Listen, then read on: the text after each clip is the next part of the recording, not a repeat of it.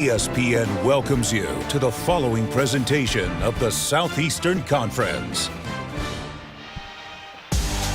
Nothing better than the scenes of a rivalry weekend here on Thanksgiving weekend in college football. What a scene it was in Columbus, and here in Athens we are set for a rivalry game as well. Clean old-fashioned hate for the 116th time Georgia Tech and Georgia will meet. The Dogs have won 4 in a row. Georgia Tech, though, coming off of a big road win against North Carolina last week. And they are looking to win another thriller here at Sanford Stadium, just like they did 6 years ago. As we welcome you to ESPN College Football, presented by Marathon. This is the SEC on ESPN. Not just the traditional rivalry weekend in college football, but also the tradition of Senior Day. And one of the great Senior Day stories in all of college football, Stetson Bennett, as he came out to meet his family. The roars of the crowd here in Athens, and a short time ago, Chris Budden spoke with his parents. With Stetson's parents and dad, what's it been like to watch this incredible story unfold for your son?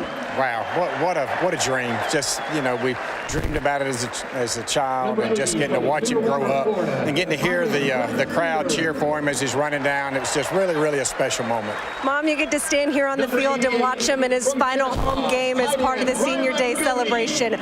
What are the emotions right now for you? I'm wearing sunglasses so you can't see me crying. Yeah, I'm just so proud of him. I'm so proud of him. I'm glad all his brothers and sisters are here, and I'm just proud of him.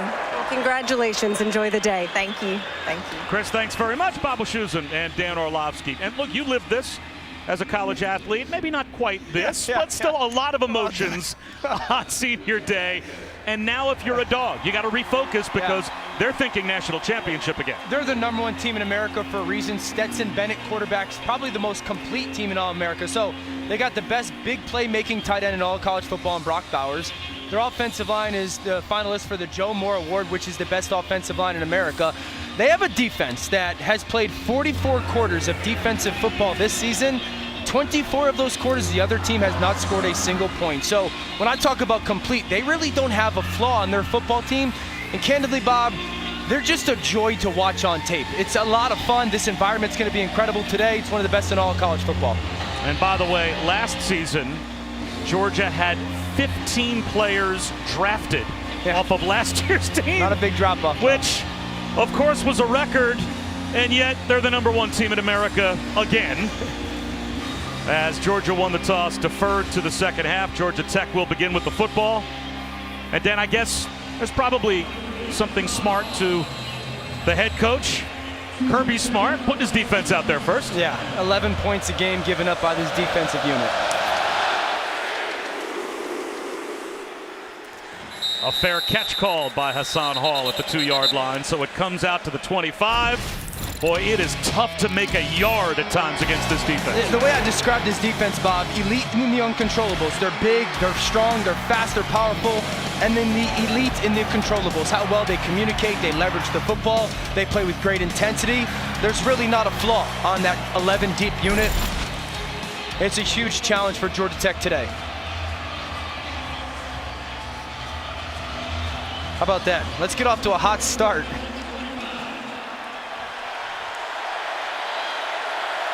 Well, Zach Gibson, and we expect to see Tyson Pumachan at quarterback as well at some point. For Tech, take over at their own 25 with Dante Smith plowing his way. That's a great start for the Yellow Jackets as the Ramblin' Wreck picks up 8 on first down. If you can create some second down and shorts for the redshirt sophomore Zach Gibson, that will do nothing but help. Good player, has been in and out of the unit for Georgia Tech this year.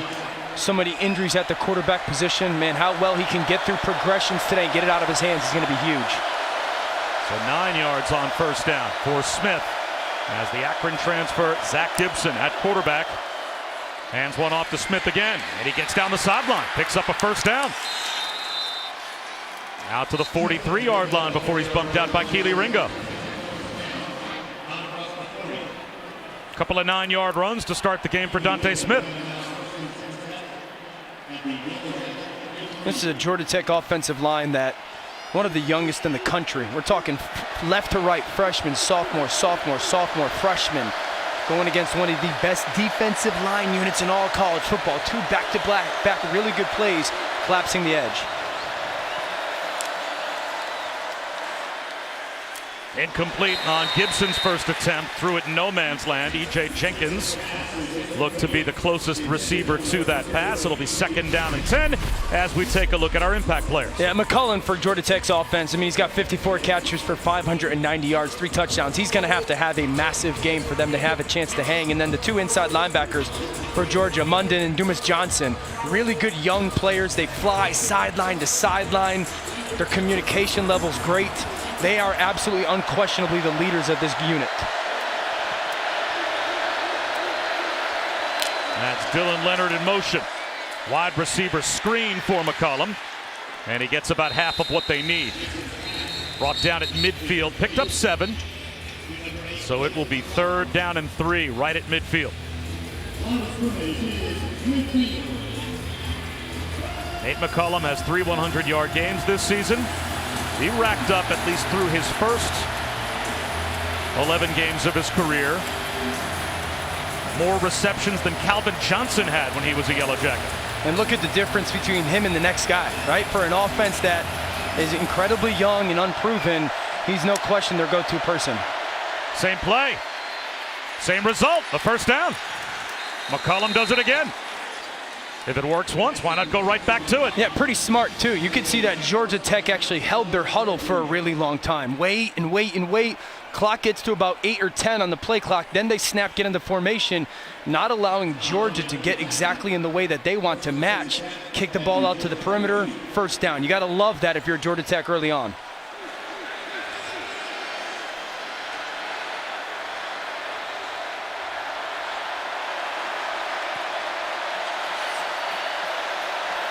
Dante Smith, the tailback again. Play action again. A little shoulder fake and a deep shot for McCollum.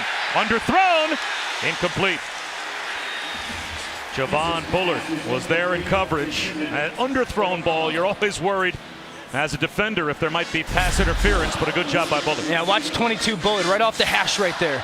He's become one of their playmakers on the back end. Inside slot fade. You could see McCollum try to get back. I love the fact that Bullard kind of peels his hands off, right, to avoid the pass interference. That young man's had a really good month or so for this Georgia defense. 2nd down and 10.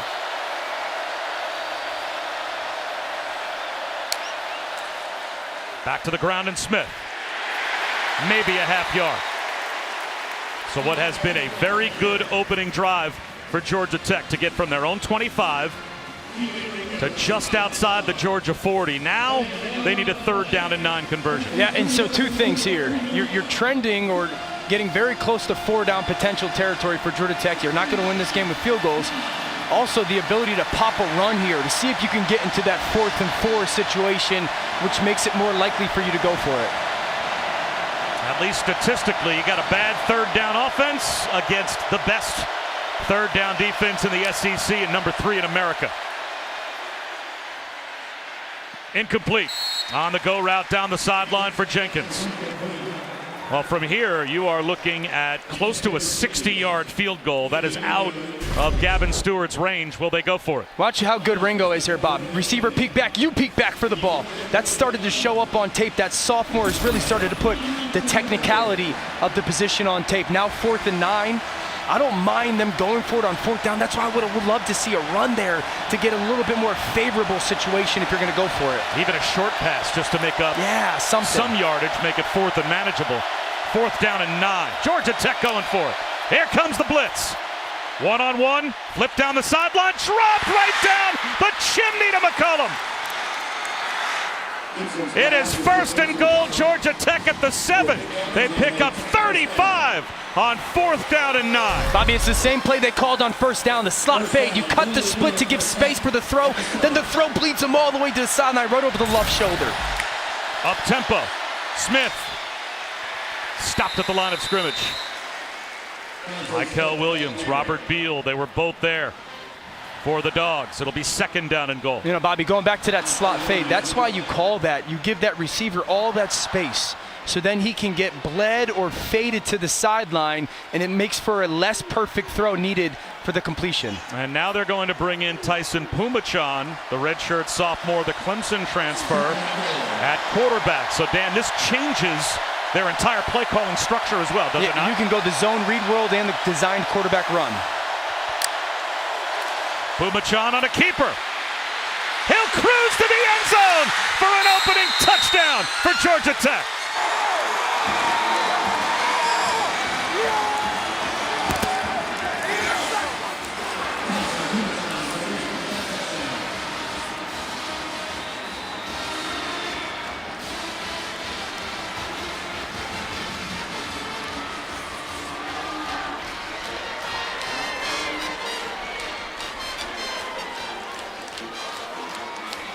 A rambling wreck on their opening drive do what they could not do at all last season when we called this game, and that is put points on the board.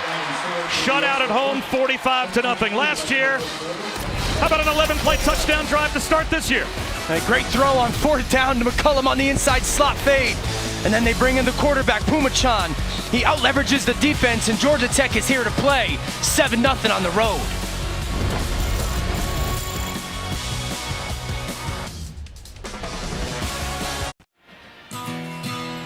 Welcome back to ESPN College Football, presented by Marathon. Perfect day for a rivalry game here in Athens, and what a start for the Yellow Jackets.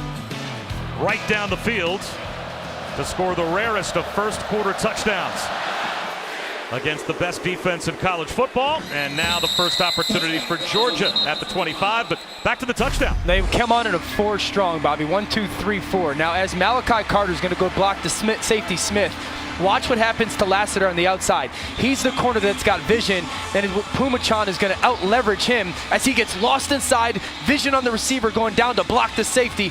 Walk-in touchdown.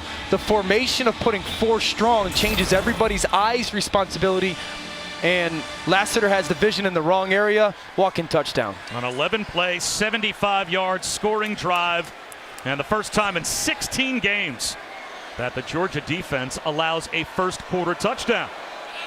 So now the Dogs to the offense. End around to Brock Bowers.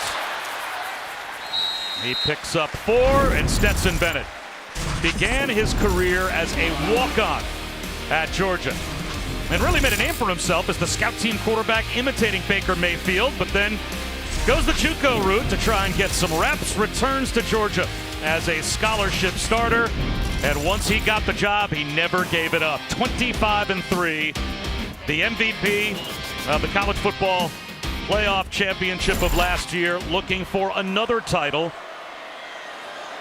but finds himself in the rare position of being down on the scoreboard to start a game. And now Georgia Tech's defense rallies to make the stop on Bowers for no gain. It will be 3rd down and 6 for the Dogs. Now, Bobby, I'd say he does all the things that are so hard to measure for a quarterback well. Accuracy, timing, the movement in the pocket, making the right decision, the leadership, the in and out of getting the right play at the line of scrimmage, the engagement, encouragement with his teammates, steady hand, confidence, like all those things that sometimes are really hard for us to quantify, and we kind of put them under the it label. Stetson does at a really high level. 5th best on 3rd down in America, best in the SEC. Bennett on 3rd down and 6, incomplete. Nothing statistically has held up so far as Georgia Tech forces a 3-and-out. They're about to get the football back with a 7-0 lead. Now, just a miss. Watch left side of your screen, Kearis Jackson, man coverage coming on the slant. Doesn't look like that ball gets tipped. He just puts it behind him. Now, Kirby Smart said it this week, like, this week always scares me to death because it's different because of the holiday. Your routine is different, how you prepare is different. He spent a lot of time with his team talking about how the mighty fall. Georgia Tech's come out playing really good football, and Georgia, only 6 minutes in, is going to have to wake up.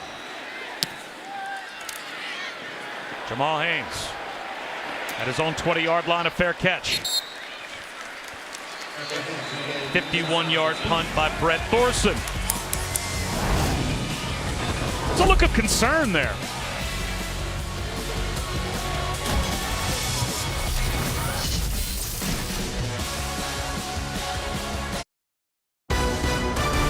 ESPN College Football is presented by Marathon. Get the most out of your drive. And in part by Taco Bell. Vote for this month's Live Moss student section on the Taco Bell app. It was a thriller back in 2016. 2 fourth-quarter touchdowns by the Yellow Jackets secured a 28-27 come-from-behind win. That, by the way, was the last time that Georgia gave up an opening drive touchdown to begin a game until today, when Georgia Tech does it again. Is this like an announcer jinx thing? I'm trying, I guess, with every statistic we've thrown out there so far. And Georgia Tech with an empty backfield and Zach Gibson back to work. And again, they'll try the wide receiver screen route. And it will get them about 4 yards as Malik Rutherford was brought down at the 24-yard line. Yeah, Rutherford's redshirt freshman from Miami. Got to get the ball in his hands a little bit if you're Georgia Tech. You know, we were talking about this Georgia defense yesterday, Bob, and how great they were. And I looked at you and said, if you don't have a guy in the slot that consistently can win, you can't do well against them. And you saw that a little bit early on with Nate McCullum on the first drive, and now Rutherford with the perimeter screen on first down. Gibson again, swing pass to the true freshman Jamie Felix. Very close to a first down as we check in with Matt Barry. Hi guys, good afternoon. Happy college football weekend. Time now for the AT&T 5G countdown to the CFP championship. How's this for a start for Clemson's defense? Pick 6, Jeremiah Trotter Jr. in the battle for the Palmetto State. 7-0 Clemson over South Carolina. So what you'd probably expect so far in Death Valley. Clemson takes the early lead on South Carolina. The opposite of what you would expect between the hedges. The Yellow Jackets with a first down again and a jet sweep. Nate McCullum tries to turn the corner and does. 9 more yards. How about the play calling mix? Getting the ball to the perimeter early for Georgia Tech. It's been a clinic so far. Yeah, I love the fact that they put everybody into the boundary. See how all these people are down into the boundary? Now you've created that space for an arc release. You flip the jet. Now it's McCullum. Go be a playmaker out in space. Make the safety Smith miss. You know, something early on through this first quarter so far. Georgia Tech is doing everything they can to get the ball, 1, to the perimeter, and 2, into Nate McCullum's hands. You got to love this out of Chip Long, their offensive coordinator. Up the middle. That's a first down run for Felix. Needed 1, picked up 2. Tramel Walthour brought him down. But Georgia Tech moves the chains again as they have dominated the first 8 minutes of this game. And there's Chip Long right there, the play caller. He's dealt with, 4 or 5 quarterback changes when it came to who was playing, who wasn't playing. Jeff Sims, Pyron, Pumachan, Gibson. Again, a very young offensive line. They've had receivers miss some time. Nate McCullum didn't play last week. There's Pumachan right there. And every week they found a way to try to put something together that allows their players to play at least to their strengths or what they know they can operate. Seam shot and stride. It's Dylan Leonard, the tight end, but he couldn't hold on. Oh, that's one that Georgia Tech needed. Wide open was Leonard. Gibson put it right in his hands. A little fake to the toss. There's Leonard with the seam. Ooh. Gosh, that is a perfect play call and throw from Gibson. You fake the toss, you get the defense moving horizontally, then you replace them vertically with the seam. Perfect throw.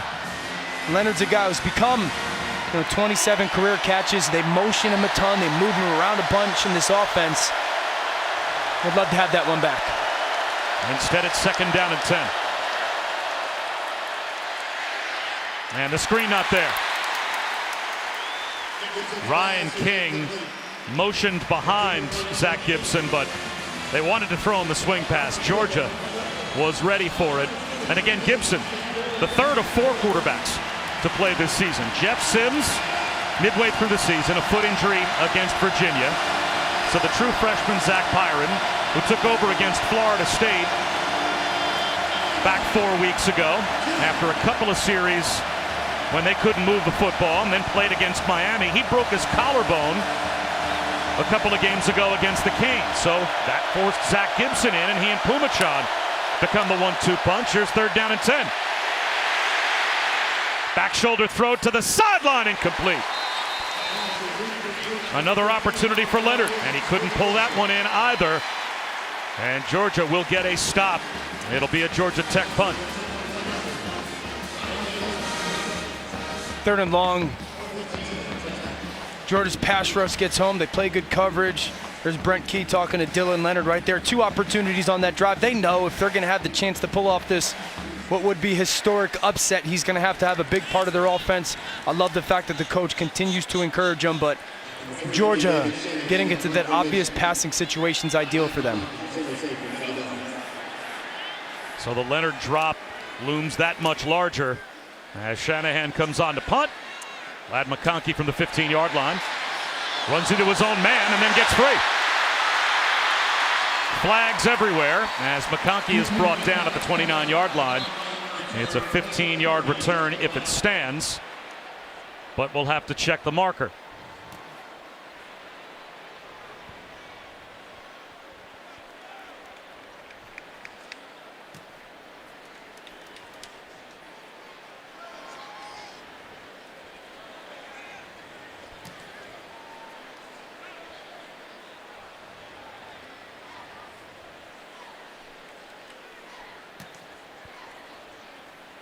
During the return, personal foul with targeting on the kicking team, number 15.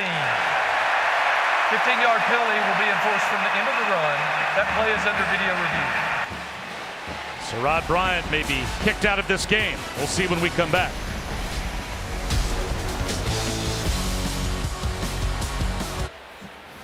While we were away, Sherrod Bryant, redshirt freshman safety for Georgia Tech, and Dan, targeting on this play upheld, and it's the right call. Absolutely. Right, this moment right there. Launches. Defensive player on the ground. You love emotion, you love aggression, but that is uncalled for. Good job by the officiating crew. So mistakes that Georgia Tech you would think can't afford to make, from the Dylan Leonard drop that short-circuited their last drive to now a 15-yard penalty that sets Georgia up with great field position at their own 44-yard line. Kenny McIntosh. Gang tackled near midfield, a gain of 5. Back to Matt. Okay, guys, time now for your IHG Hotels and Resort Studio update. First possession of the game for the Buckeyes, all the way down the field. Emeka Egbuka touchdown, 7-0, first quarter, Ohio State. We've got a 7-0 game here as well. Bob Wischusen and Dan Orlovsky and Chris Budden. 5.5 minutes to go in the opening quarter, and it's Georgia Tech with a stunning first 10 minutes or so. But now Georgia near midfield, 2nd down and 5. McIntosh again, 1st down and more. Spins down to the 41-yard line of Tech. LaMiles Brooks made the stop. That's a gain of 9. This run game for Georgia is just so good. Their offensive line does such a good job of collapsing stuff. And then their 2 big tight ends, Brock Bowers, who's become a better tight end. We know he's the explosive playmaker. And then Darnell Washington, 6'7", 270, lead the way for McIntosh. 143 yards last week, career high. Runs with conviction, great vision and eyes.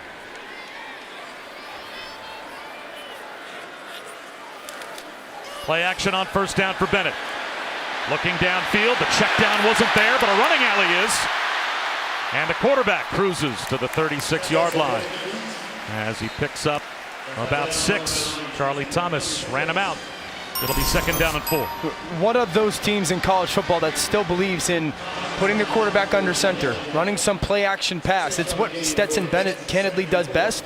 They're afforded to do it, one, because of their commitment with Todd Monken, their offensive coordinator, to run the football. Those tight ends that I mentioned, all the different formations that they get into, and allows Stetson to play really fast instead of playing in a hurry. You could see it there was the decision to go take off as a runner. Play action, and Bennett checks one down, incomplete through the hands of Bowers. So it will be 3rd down and 4 at the Georgia Tech 36. Yeah, great play. They bring the corner blitz if you're Georgia Tech, and then Charlie Thomas goes out to cover Brock Bowers. Stetson Bennett basically wasted. So 3rd and 4, right around that 36, 37-yard line.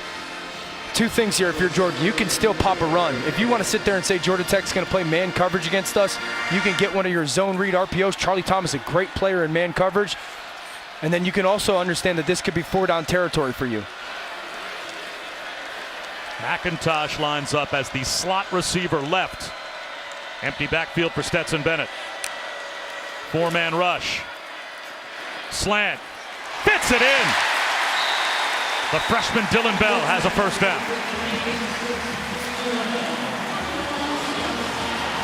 Watch Stetson hang with his eyes, right? Peek to left, the flat's out there. See how calm his feet are? And then I love the throw. So often the slant is face mask. Watch as Bell works, patience, get cross face. Now put it on his belly button right there so he can use his 6'1", 210-pound frame to shield the defensive back. That's what I always say, ball placement. Accuracy is throwing to your guy. Ball placement, throwing away from the defense. Throw it right into Bell's belly to make sure he can secure that catch. Play action and a rollout for Bennett. Slings one to the sideline. The catch made by Darnell Washington. Dan Orlovsky went down to the field before the game, came back up to me and said, Darnell Washington is a large human. We just saw him use that size there. Look at that play fake from Stetson. Put it on his belly, keep the eyes, and then there's Washington. The thing I love about Washington, Bob, is I think he's got this body of a slight offensive lineman, like 6'7", 270, but he moves as almost an H-back tight end, where he's athletic enough and laterally quick enough where you can do so many different things with him because of the size differential. That's why Mel Kiper, as you could see, had him as the number 3 tight end prospect in the upcoming draft. Quarterback draw goes nowhere. Stetson Bennett looked up and saw Clayton Powell-Lee coming on a safety blitz. Watch Powell-Lee just off the middle of your screen. I'm surprised Stetson doesn't throw the fade down at the bottom of the screen to Bell, but Powell-Lee's just a ball player. Wise beyond his years, a true freshman that's played really well for Georgia Tech this year. They call him Young Vet. Unheralded 3-star player, but just an absolute football player for their secondary. I'm surprised Stetson didn't throw that fade there. He had one-on-one coverage, all-out pressure. Give the freshman Bell a chance. 4-man rush. Stepping up in the pocket, Bennett keeping his eyes downfield. Going to take off and run again. Into the red zone. Toe taps along the sideline. Close to a first down. He's got it. Down to the 5-yard line. Ace Ely ran him out, but Stetson Bennett picks up 15. It's 1st and goal, Georgia. Only thing he could do with the football. Everyone's covered down. Go loose, use your feet. Little ball fake right there to Ely. Get on the sideline, get down. Good decision.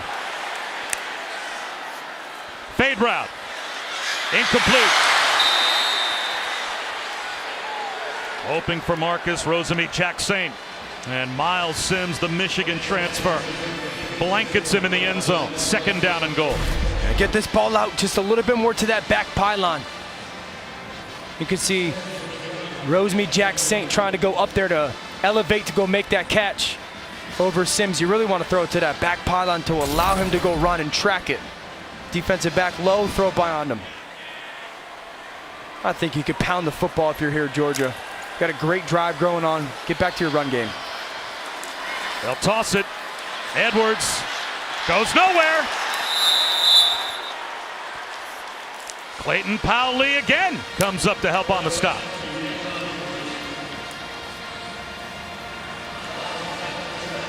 Third down and goal after a loss of 2. And this is a huge play, you would think, especially trying to keep the momentum for Georgia Tech if they can get a red zone stop here on 3rd and goal at the 7. I'd like to see them put both tight ends on the same side. So Washington and Bowers on the same side. Get Bowers in a one-on-one matchup and give him a 2-way go. The 11th play of the drive. There's Brock Bowers right there. You're getting man coverage. Well, now it's going to be 3rd and goal at the 12. The offense, number 0, 5-yard penalty.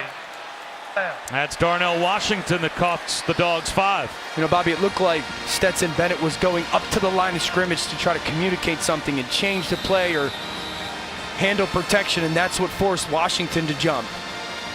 He's still got a shot here, so now it's more getting in a zone beat. You're expecting zone coverage. If you're Georgia Tech, you got to pay attention to Stetson Bennett's legs, but I still want to see Brock Bowers in the back of the end zone. He's in the slot right. McConkey wide right. Bennett looks that way, lobs it for Bowers, knocked away. Flag out. Rodney Shelley, the true freshman nickel, drew the assignment of 6'4" Brock Bowers. On the offense, number 84. 15-yard penalty from the previous spot. Replay, third down. And they actually call offensive pass interference, setting a pick on Lad McConkey. Watch McConkey. That's a little bit at the end of the play. You can see Brock Bowers go up to try to go make that catch. Now, look at this. They're trying to get there's no contact made. I'd actually argue that Georgia Tech has got a little bit of McConkey's jersey. That's a missed call. Georgia Tech should decline that penalty, but they're trying to get McConkey as a pick player on that underneath defender. He actually doesn't make any contact at all on Shelley. Yeah, the only reason you would accept that penalty is if you think that that might move Podlesny out of field goal range, right, because it's a 15-yard penalty, but his career long is 53. He's 2 of 3 this year from 40+. He certainly has the leg to make it if you accepted the penalty. So they do decline, and it's a 30-yard try. And he just does squeeze it through. But a red zone stop for the Georgia Tech defense. Georgia on the board. 18 seconds to go in the opening quarter. It's 7-3. And coming up tomorrow morning on Sunday NFL Countdown at 10 a.m. Eastern on ESPN, Joe Burrow goes one-on-one with Alex Smith, plus an all-access inside a mind-blowing meeting with Tom Brady and the Bucs. And then Monday Night Football, the Steelers in Indianapolis to take on Jeff Saturday's Colts at 8 Eastern, 5 Pacific on ESPN. ESPN Deportes and the ESPN app. Monday Night Countdown kicks off our coverage at 6 Eastern. And if Jeff Saturday keeps on winning, maybe gets hired full-time. It's been nice working with Dan Orlovsky. But, of course, the job offer, I'm sure, will be on the table. Not only that, but Lane Kiffin's new contract at Ole Miss. Those coaches You'd probably settle for half that. Yeah. Not that I'm negotiating, Jeff. Yeah, I appreciate it, Bob. Glad to help. Stetson's journey, not all that different. I mean, than Joe's, right? Joe Burrow goes to Ohio State. You're not good enough to play here. Transfer, then leads probably one of the greatest college football teams in the history of college football. Is having a great NFL career. That'll come out to the 25-yard line for Tech, and we go back to Matt Barron. All right, guys, here's what's going on around the network. South Carolina, Clemson. Clemson out to an early lead, 14-0 on ABC. West Virginia surprising Oklahoma early in their game. And you've got Coastal Carolina, James Madison, ESPNU.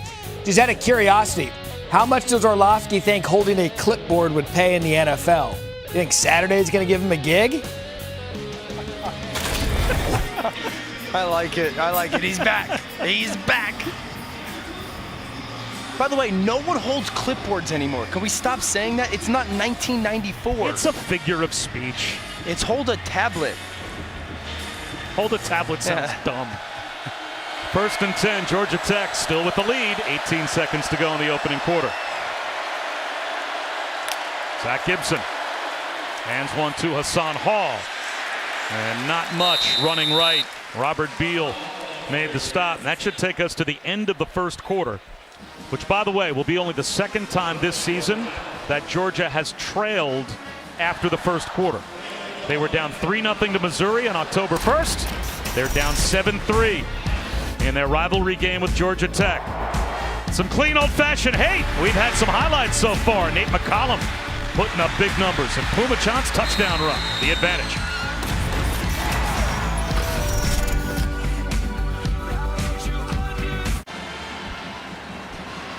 Welcome back to the SEC on ESPN, and welcome back to Athens, just about set for the start of the second quarter. As we said, only the second time that Georgia has trailed after a quarter of play this year. Only the 5th time since 2020 that they have trailed after the first quarter, and all 5 times they've come back to win. Flags down to start the second quarter for Georgia Tech, and it looks like a false start will be called. False start on the offense, number 2. That's a 5-yard penalty, and it remains second down. So Dylan Leonard had a big drop in the first quarter, starts off the second quarter with a penalty. We go down to Chris. Bob, when Brent Key took over, he created a leadership council for his players. There's 15 seniors on it. The idea was to give this team more of a player's voice. And they say they've responded. It's allowed them to get closer, gain confidence, something that they feed off their new interim head coach. Well, his message is registering as they've got 2 wins against ranked teams since he took over. Gibson, check down. Dante Smith makes a man miss, gets down the sideline, and it looks like he's got a first down. Keely Ringo got juked out of his shoes by Smith, who picks up 16. A great check down. Now watch as Smith gets it. He's got Ringo on the sideline. Make a miss inside, and then go down the sideline. What a beautiful move. Going back to Chris's report about Brent Key, I thought it was interesting where he, talking about that leadership group, he said it was more important for the team to get their message to him rather than him get his message to the team. And I think that's really empowering, like allowing those players to believe that this is their program, not just the person who's in the head coach's role. Gibson, play action again, back shoulder to the sideline. Carter, did he get a foot down? He did not. Incomplete pass. It'll be second down and 10 as they went right back at Keely Ringo. Well, the message is obviously getting home to this team. There's no doubt. They play hard for him. This is Carter on the go. There's nowhere for him to throw that ball, Gibson. Let's see his feet. Catch is made right now. Ooh. Did he control it all the way to the ground? Looks like he did, no? Well, see if replay buzzes down before this next snap. It looks like they may. Bobby, didn't it look like his right foot was down as the catch was getting made? Certainly is worth another look. The ruling on the field of the previous play of an incomplete pass is under review. Malachi Carter. Does he have another first down catch? We're about to find out.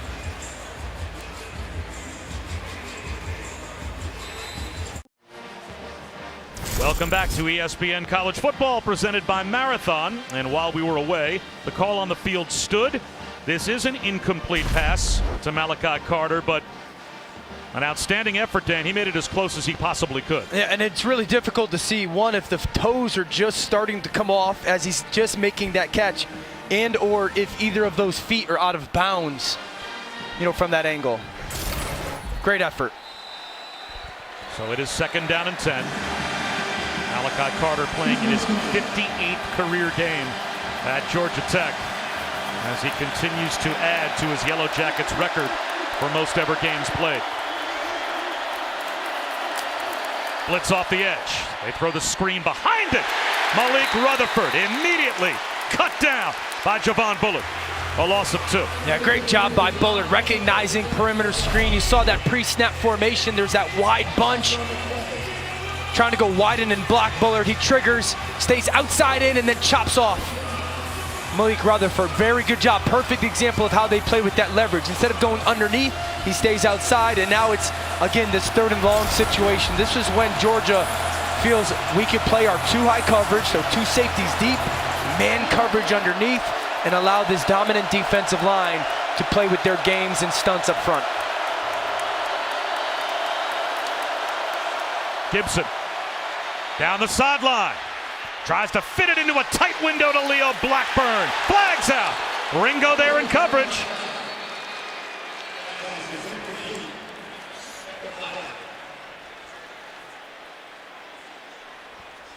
Pass interference on the defense, number 5. That 15-yard penalty will be enforced from the previous spot, and it carries an automatic first down. The shot down the sideline, the go route. Ringo's in great position. I think maybe it's that left arm that just wraps around the chest of Blackburn that they're going to throw. That's the 4th ball that they've thrown at Ringo's side that way, where we're going to push the ball downfield to the perimeter and see if you can play that tight man coverage. So they're going to continue to challenge him with those contested throws. Ringo is an NFL defensive back. 100%. But maybe they're throwing at him because he's the one guy they don't give help to. They fake the screen one way, swing it back the other way to Smith.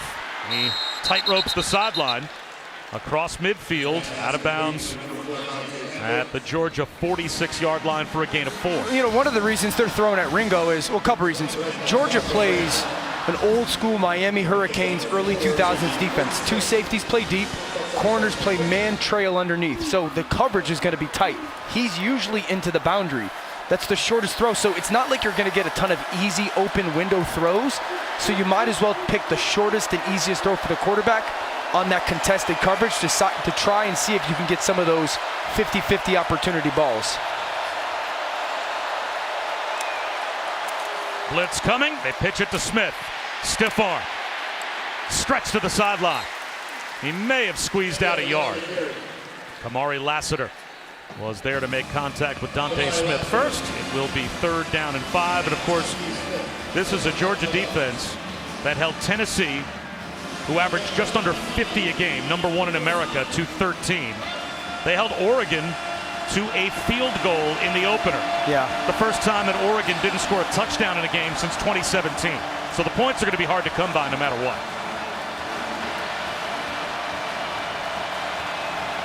3rd down and 5. Play clock winding down. 5 seconds to get it off for Zach Gibson.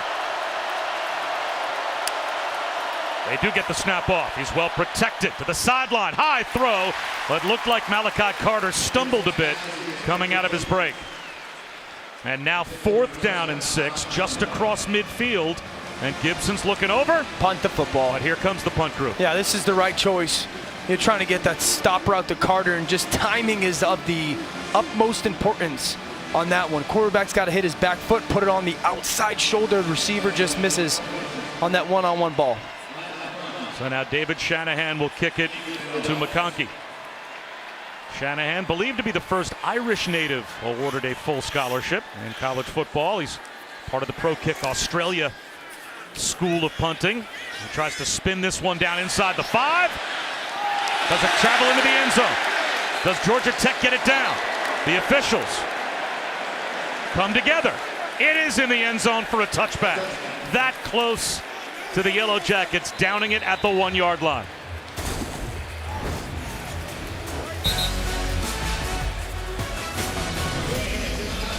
No doubt about it. Kenyatta Watson couldn't keep it out.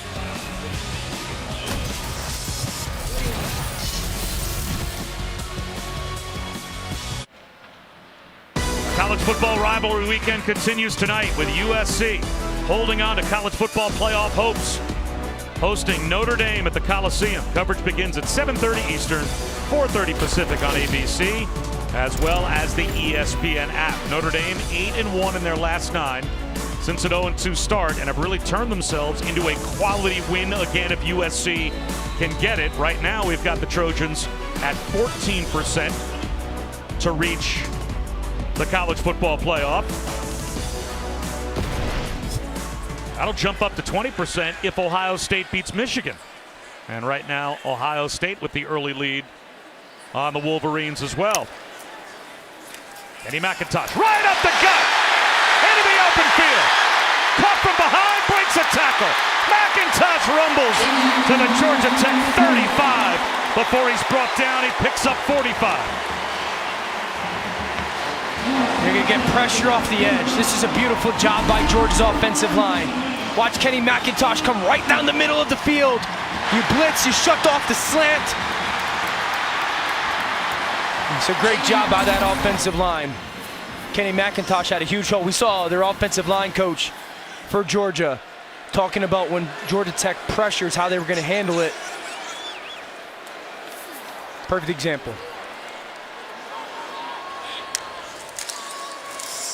Dejon Edwards, right down Broadway as well. He's got 7. Clayton Powell tripped him up. You know, one of the things I love about this offensive line, again, they're Joe Moore Award finalists, or semifinalists, excuse me. The strike that they have off the football, then they bring their hips. You can see their hand placement is always so good, and then they keep their head up. You know, it's one of the things I think is a lost art in offensive line blocking, is so often younger players are dipping their heads nowadays.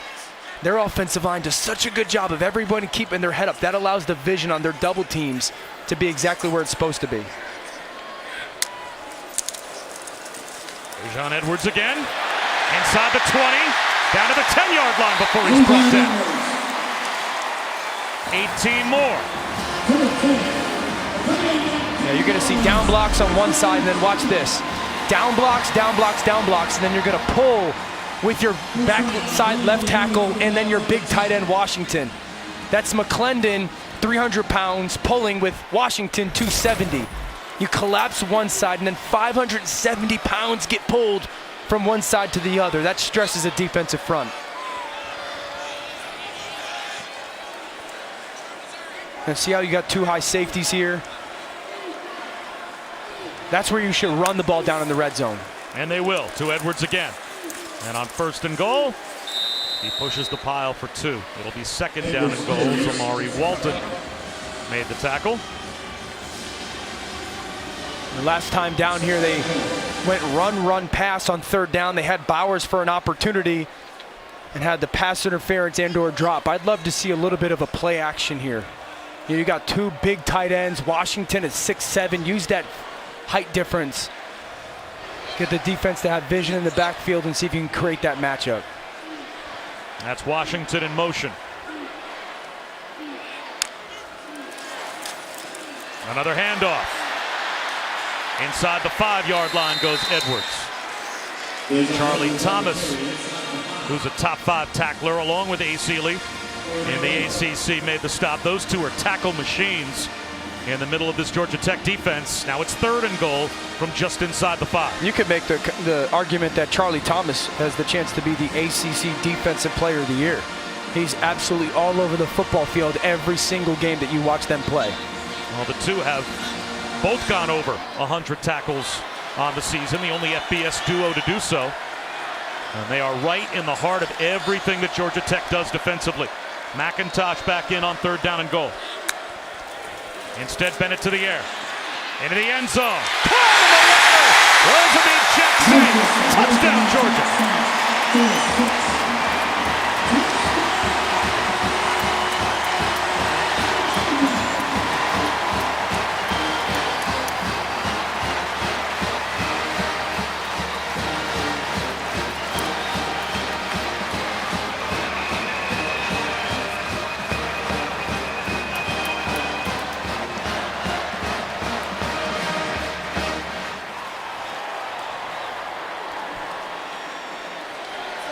Second touchdown of the season for Rosamond Jackson, and the first pass that Georgia threw on the drive. As Stetson Bennett has his 15th touchdown pass of the season. And the Dogs up by 3. Yeah, great feel by Rosamond Jackson. You're going to get Brock Bowers to come in motion, okay? What's going to happen is Georgia Tech defensively is going to in and out it, meaning you take the inside, I take the outside. Watch Jackson, see how he's patient and then breaks away. Stetson Bennett put the ball up at the face mask or higher. Really good feel for that route running. Use the motion to get information. Ball placement by Stetson Bennett. Jackson with the big touchdown.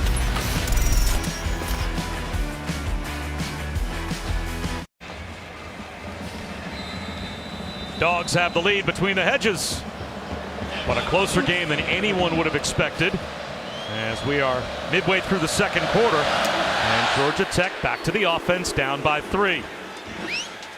And taking it in the end zone is Hassan Hall. Time for our Aflac trivia question.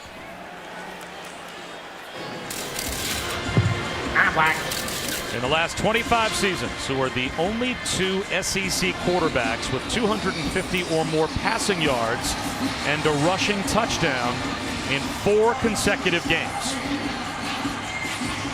Oh, that's a tough one.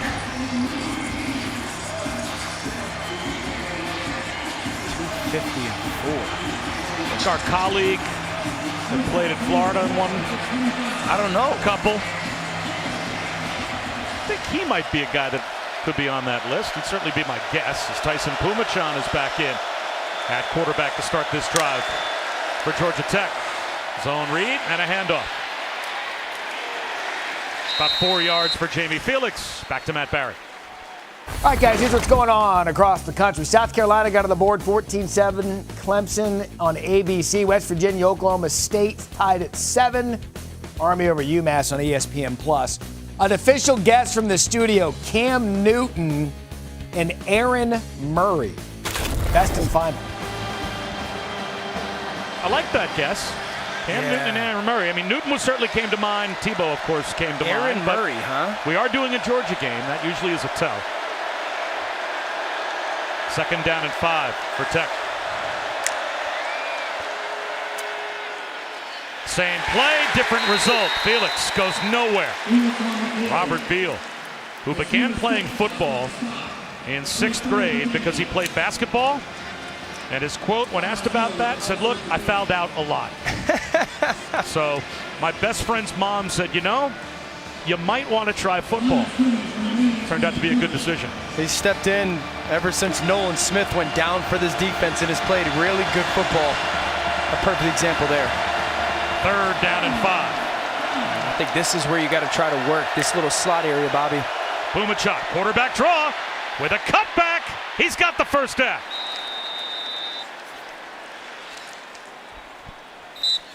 Pumachon has only thrown the ball 5 times. He made his debut for Georgia Tech last week. Yeah, you're going to speed motion. That's going to bring a linebacker out of the box. It's only going to leave Dumas Johnson, and then you lead that center up to go block him. Really good job utilizing 3rd down, motion the back. You pull one extra defender out of the box. Pumachon peeks up, your center lead blocks, and that's why it helps to get into that 3rd and 4, 3rd and 5 world. So Zach Gibson on the sideline as Tyson Pumachon, who again played for the first time this year last week against North Carolina and had 44 yards rushing and a touchdown. Play clock winding down. They get the play off, and Pumachon again picks up 3. And at the very least, Georgia Tech letting the play clock go as deep as possible, shortening this game a bunch, right? As we come up on 5.5 minutes to go in the opening half. Pumachon has become their quarterback run element. Throw a little bit out of it with him, run way more. But we talked to Brent Key, like, how they were going to handle the game. And he said, we got to go try to make good happen. Can't wait for bad to happen. He also said we're going to play the 15-minute blocks. Like, we're going to play the first quarter, see where we are. Then we're going to play the second quarter and reassess after every single 15-minute time frame. He's got to love where they sit right now. Pumachon, another keeper, spins, lost the football, got it back, and lost a yard. That one almost came apart at the seams for Tyson Pumachon, and that'll bring Zach Gibson back in the game. 3rd down and 8. Just watch how Georgia's defense leverages the football. See how everyone stays outside. That forces the cutback for Pumachon, and that's where all the bad guys are waiting. If you're Tyson Pumachon, little bobble right there. That's what I talk about, leveraging the football. Keep the outside arm free. They do a really good job with it there. A tough spot for Zach Gibson as well. Stand on the sideline, and then when it's 3rd and 8. All right, go in there and get this one for us. Now watch these guys on defense communicate right now with all these motion. Look at everybody talk. Hand signal, look at it. 4-man rush, flare pass, Felix. And he will maybe get back to the line of scrimmage. Jamon Dumas Johnson made the stop, actually lost a yard. And that'll take us under 4 minutes to go here in the opening half. Georgia about to get the football back. Now, that's the thing that I appreciate about Georgia's defense the most, is what I was talking about pre-snap there, the communication. When you talk to Kirby Smart, it's the lines of communication. You can't play for Georgia unless you talk on defense. Corner, you have to talk to your near safety. Safety, you got to kick it to a linebacker. They actually have a chart, Bobby, where positional lines are attached to each other. You're expected to talk to this position, and this position, you're expected to talk to that. So you can handle all those different shifts and motions throughout the game. Shanahan, line drive, knuckleball. McConkey fields it on a bounce, makes the first man miss. Makes another couple of Yellow Jackets miss. McConkey to midfield before he's finally brought down at the Yellow Jackets 45. That's a 6-yard change of field position, as Keenan Johnson might have saved a touchdown. Ladd McConkey gonna get a good bounce his way. I love the patience, catch the first hop, make the first guy miss, make the second and third guy miss. There's a fascinating player. He's one of those guys that you just gotta trust what you see. Who maybe doesn't look the part as far as like this physically intimidating player. He's got a little bit of a Cooper Kupp look to him. but you got to believe what your eyes tell you. He is one of the more legit receivers in this conference. And he is at the bottom of your screen, widest to the near side left. Take a shot if you're Georgia offensively. Instead, they hand it to Edwards. He breaks a tackle and drags a couple of more tacklers for a first down. Gain of 11 for Dejon Edwards. Zeke Biggers brought him down. Look at the vision. Look at the vision. See, everybody's hats are low, but eyes are up for their offensive line. Van Pran, Ratledge, Truss. They all do a really nice job of that. It's the most impressive part of their offensive line. Outside of like the physical domination that they have, even for a young unit, their hats stay low, their hips come. That's why they're constantly playing from in front when it comes to their run game.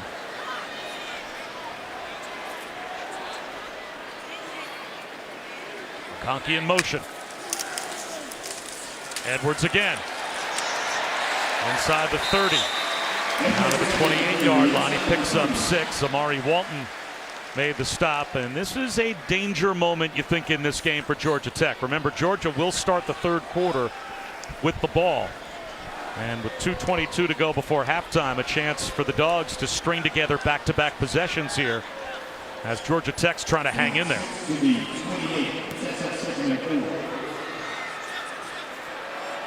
I love this. Burst the formation. You went from condensed splits. Now you're out wide. You've spread the defense out. You could run the football again. Instead, they'll throw it. A fade down the sideline, incomplete behind Dylan Bell. 3rd down and 4. This pass is incomplete, intended for Dylan Bell. Certainly seems some miscommunication between Stetson and Dylan Bell there. It looked like it was going to be one of those RPOs. He picks up and throws it. Bell a little bit unaware going downfield. I think you're in 4-down territory right now as you hang on that 28, 29-yard line if you're Georgia. So you can really treat this as a 2nd down play call. Stetson Bennett only has 28 yards passing. Georgia has 122 yards rushing here in the first half. Comes that corner blitz. And they'll try to run for a first down, and they won't get there. And this is 4th down and a full 2 as Kendall Milton was brought down at the 26-yard line. And Georgia Tech will call a timeout on defense to try and save some time if they can. Do the Dogs go for it when we come back?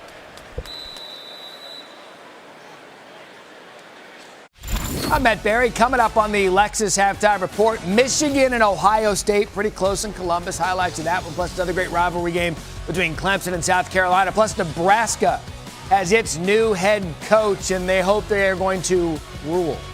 Jesse Palmer, Joey Galloway, just charged myself $1. Coming up on the Lexus Halftime Report.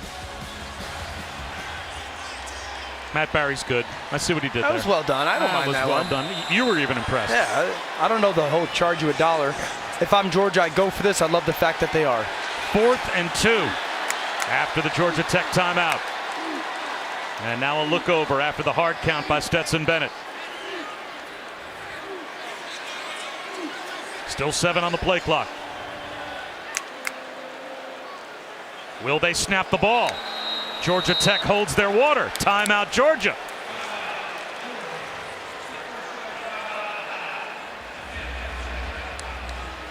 They may still go for it. It might be, hey, option A, let's see if we can get them to jump with a hard count.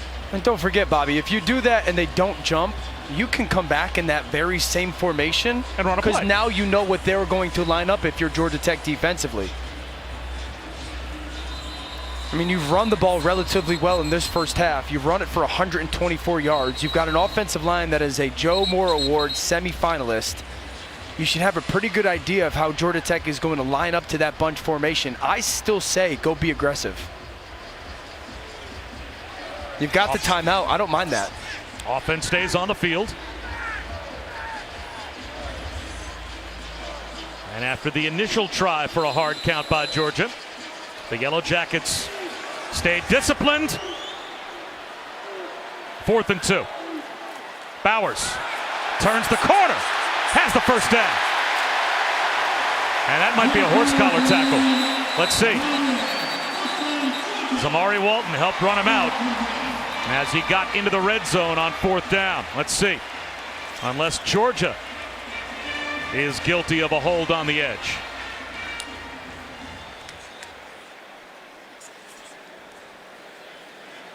Georgia Tech thinks this is a Dawgs penalty. Personal foul, face mask on the offense, number 19. That 15-yard penalty will be enforced from the spot of the foul, and we will replay 4th down. So not only does that negate the 4th down carry for the 1st down, but that might knock Georgia out of field goal range.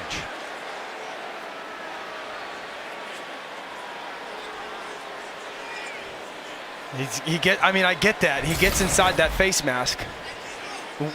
Bobby, why is it not offsetting? Because there's the horse collar as well.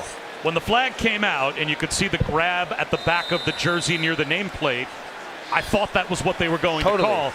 To me, you can make an argument they missed the horse collar, but got the face mask. Yeah, I think both of those are flags, and you should replay the down rather than just calling it against Georgia. And it is a points off the board type call, because now Brett Thorson has to come out to punt as they're out of field goal range. And he'll try and angle this one for the corner. And the Dogs do a great job with McConkey down there as the gunner to keep it out of the end zone. That's just a remarkable play by Ladd McConkey. You know how difficult this is to find the football, look at everybody's eyes up, long snapper pointing to it. Get up there, big fella. That's a great play by McConkey. That's another one of those examples. You just believe what your eyes tell you when it comes to him. How many legit big-time wide receivers are on your punt unit? There was one recruiting service that had Ladd McConkey as the 1,160th player in his recruiting class a few years ago. That one, Bob. Yeah, maybe by about 1,000. Let's go down to Chris. Yeah, he didn't receive an offer from Georgia until 16 days from signing day. When we asked Kirby what he saw in him, he said, when I first took a look at him, he looked like the guy that should be delivering my newspaper. He eventually grew on us. He was going to go to Chattanooga if he didn't come to Georgia. It worked out. And now Georgia Tech from their own 2-yard line. Gibson to throw from the end zone. A quick out to the sideline. Jenkins able to make the catch. Bumped out by Ringo, and that gives the Yellow Jackets some breathing room. A gain of 6. Yeah, really big 90 seconds here if you're Georgia Tech. If you told them they were going to go in 10-7 at half down, you'd take that. So how well of a job they do of making sure that they hold on to the football for the remainder of this first half is going to be paramount. 2nd down, I'd love to see a little bit of a perimeter run or perimeter screen to see if you can get into a really good 3rd down situation, if not a first.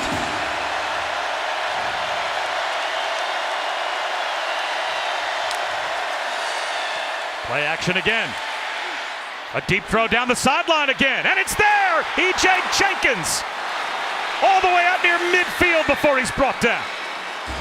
He ran past Malachi Starks. They brought corner pressure for Georgia defensively. Now you're one-on-one with the safety, stutter and go. Gibson, a beautiful throw over the side. What a great connection. Anticipate the pressure, answer it with the throw. A gain of 41, and now Georgia Tech in business. Gibson, sideline throw again, reaching up to make an incredible one-handed catch was Jenkins, but he didn't get a foot down. How about that effort? There's that contested sideline throw right at Ringo. Jenkins gets his right arm out there. Now bobbles it. And by the time he had control, he was airborne and headed out of bounds. So 2nd down and 10. Yellow Jackets still with 2 timeouts, as do the Dogs.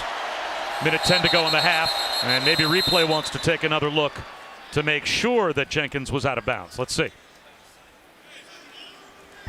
Rolling on the field is an incomplete pass. That play is under video review. Jenkins was in when he first got a hand on the football. But you'll see it come off of his hand, and he does not have complete control of it. So that foot being in, he just doesn't have the football yet. I don't know. I get what you're saying initially, Bobby, but that right foot stays on. This would be a great angle. So it's not there. Right foot's not down yet. He's got it now. Now he's got it, and his feet are in the air. No, his right foot's down right there, right here. That right foot is down. Now, are they saying that that is possession? Does the ball move once he pins it to his chest? I don't think he had complete control of it with a foot on the ground. I think I probably tend to agree because it's called an incompletion. Right foot still down. Yeah, I think it's because it's an incompletion on the call. I think you're going to confirm that call. It's a great effort. No doubt, and it's close. After review, the ruling on the field of incomplete pass stands. It'll be second down. That's the second one for Georgia Tech today. That is very close on the sideline. Yeah, they've made two of the best catches you will see that were barely out of bounds, as Malachi Carter had one earlier as well. Second down and 10. Interesting to see how both teams manage the clock with a couple of timeouts each. As well, a lot could be determined based on what happens on this snap.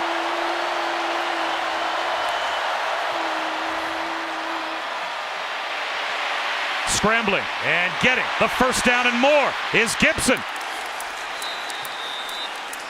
He picks up 13. Chaz Chambliss missed a tackle on Zach Gibson. And I don't think you need to play crazy fast if you're Georgia Tech right now. You can continue to take time at the line of scrimmage. Gibson, well protected, to the sideline, incomplete. Ringo jumped the route, and he knocked it away. P.J. Harris, the intended receiver. Yeah, you're trying to high-low the corner. Gibson pushes it to the sideline. Ringo just a step late. Dangerous throw. It's really important right now. Zach Gibson's done such a great job. And Zion Logue, the big nose tackle for Georgia, down and injured after that last play.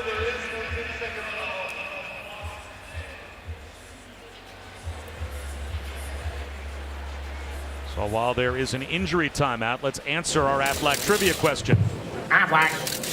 In the last 25 seasons, who are the only two SEC quarterbacks with 250-plus passing yards and a rushing touchdown in 4 consecutive games? I guess Tim Tebow before. I'm going Tebow and Stetson Bennett. Oh, you've looked at the card. That's cheating. I didn't look at the card. Just absolute cheating. Wait, I'm right? Let's go. Let's go. And how happy does it make you that the guys in the studio got I'm so both happy wrong? I didn't say Cam Newton. And did he say Greg McElroy? Is that what Barry yeah, said? Greg McElroy. Golly, dude. Guy says he knows college football. Second down and 10. Stetson Bennett was hoping to get another chance with the football before halftime after Ladd McConkey downed a punt at the 2-yard line. And how about the response again by Georgia Tech to not only get the ball out of the shadow of their own goalpost, but to be in position to score before halftime. They'll run it with Dante Smith, and Dante Smith is planted for a loss of a couple. Jalen Carter was in the backfield. Robert Beal there as well. Now it's third down at 12. Bobby, this is special by Jalen Carter. You're going to see this tackle pull, okay? Now watch Carter as he pulls. Follow him. Right there. See how he follows him? That is spectacular. Tackle leaves. You follow him because you know he's pulling for a reason. A little bit of a jersey grab right there. You're talking about a physical talent in Jalen Carter that's going to be a top 10 pick in the NFL. He could go upfield. He could two-gap. He could rush the passer. He's got speed, power, explosive, athleticism, and then smarts right there. Big-time play. An MCL sprain cost Jalen Carter a good portion of the season, but after missing a couple of games, he returned 4 games ago, and he's become Jalen Carter again since coming back. You know, it'll be interesting because Georgia Tech has had so many of these throws to the sideline, right, Bob? These one-on-one contested, somewhat back shoulder fades. I'd be interested to see at what point does Georgia start to play these safeties just a little bit wider, and then can you get a ball down the middle of the field in between the hashes? 1 timeout left for Georgia Tech. And they can get very close to field goal range without picking up the first down. Wheel route, nothing there.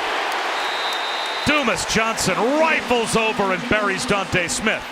Now you wonder if Georgia might call a timeout. I would.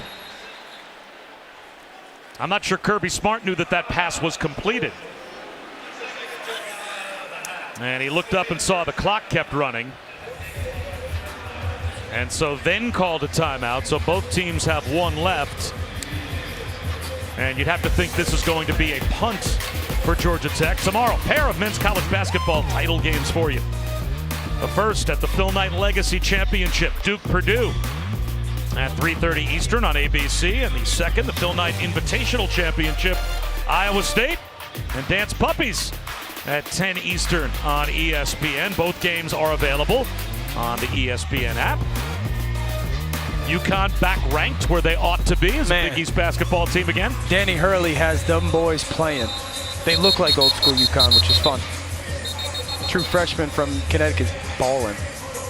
So 35 seconds to go in the half. They put a couple of extra seconds back up for Georgia after their timeout was called, but Georgia Tech could not get in field goal range. So Shanahan will punt again. And this is 100% a punt for Georgia Tech. The two things, if you're Georgia, is there a punt block that you love? If so, this is when you dial it up. If not, do you give McConkey the chance to set up to have an ideal return?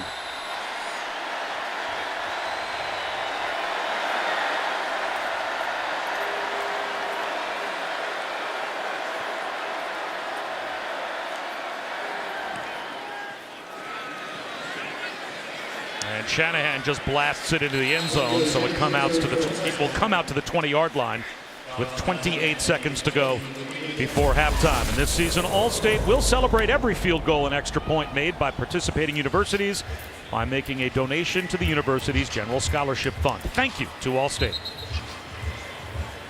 So 28 seconds at your own 20-yard line. Against a defense, by the way, that has taken the ball away 23 times this season. I don't get too cute here. Yet Georgia Tech is number 5 in America in most takeaways at plus 11 on the season. Sure. And you're starting the third quarter with the ball, and you can see Kirby Smart is going to take no chances. Smart thing to do. Go to halftime, reassess. Maybe you get your team's attention a little bit. Credit Georgia Tech. They have played a heck of a first half. So clean old-fashioned hate with a terrific first 30 minutes as the Dogs will start the third quarter with the ball and a 3-point lead. A quiet first half for Stetson Bennett, 5 of 10 for 28 yards. Did have the touchdown hookup with Marcus Rosemy-Jacksaint, and right now that is the margin as that gave Georgia the lead. Can Georgia Tech and their quarterback Zach Gibson hang in there in the second half and keep the hopes of an upset alive? We'll find out. Down to Chris. Coach, up 3.5. What have you seen out of your team early? I couldn't hear you. What have you seen out of your team early? Well, I see them shrinking the game a little bit. They're doing a nice job. They hit us with an opening drive. We've wasted a couple red area series where we got to get touchdowns out of those. You were talking with Stetson Bennett running into the halftime for the locker room. What was the message to him? Play with some confidence and, use our players to help us. We got several times there where we got an opportunity to run the ball. We got to run the ball and be more physical. Appreciate it. Thank you. A 3-point margin in a rivalry game at halftime. Back to Matt Barry. It's time for the halftime report. Big game, Bob. Thank you so much.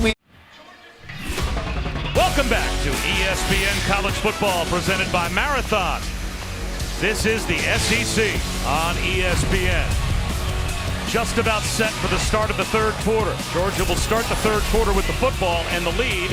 That's not surprising, but the margin, very surprising, as clean old-fashioned hate, way more competitive than we may have expected. Bob Wischusen and Dan Orlovsky. Chris Budden is with us as well. Georgia Tech really impressed you in the first 30 minutes. Yeah, they played a very similar style to what Kentucky tried last week against Georgia. A little NFL. They ran 40 plays. Georgia ran 26. So Georgia Tech, credit for the style and the execution. Then if you're Georgia, a little bit more of a wake-up and urgency. You're not going to get a ton of opportunities in the second half. Every single play is going to matter. And again, Georgia will start the second half with the football. And they'll have pretty good field position, just shy of their own 30 on the Kearis Jackson return. As we take a look at today's road test, brought to you by Goodyear. Yeah, the Georgia Tech defense had a very clear plan. They were going to try to make life for Stetson Bennett as difficult as possible. Put a lot of bodies all over him, blitzing him off the edges. And then Offensively, they started really hot. 4th down, they stayed aggressive, hit the shot to Nate McCullum from the inside slot fade, and then they flip the quarterbacks. Pumachan comes in, and they go to that designed quarterback run. That was by far their best drive of the day, but it's the story of their defense and how much they've confused and threatened Georgia's run game. Kenny McIntosh had a big first half, 59 yards on the ground, and he'll start the second half off with a gain of 4 as we go down to Chris. He was just happy trailing by 3 heading into the half. You got a different story. Caught up with him after halftime. He had one short message for his team. It was, we didn't come here to play good. We came here to win. Well, their confidence is building as they've already got a couple of wins on the road against ranked opponents under Coach Key. And we have a player injury as we will step aside. Looks like Keon White is down.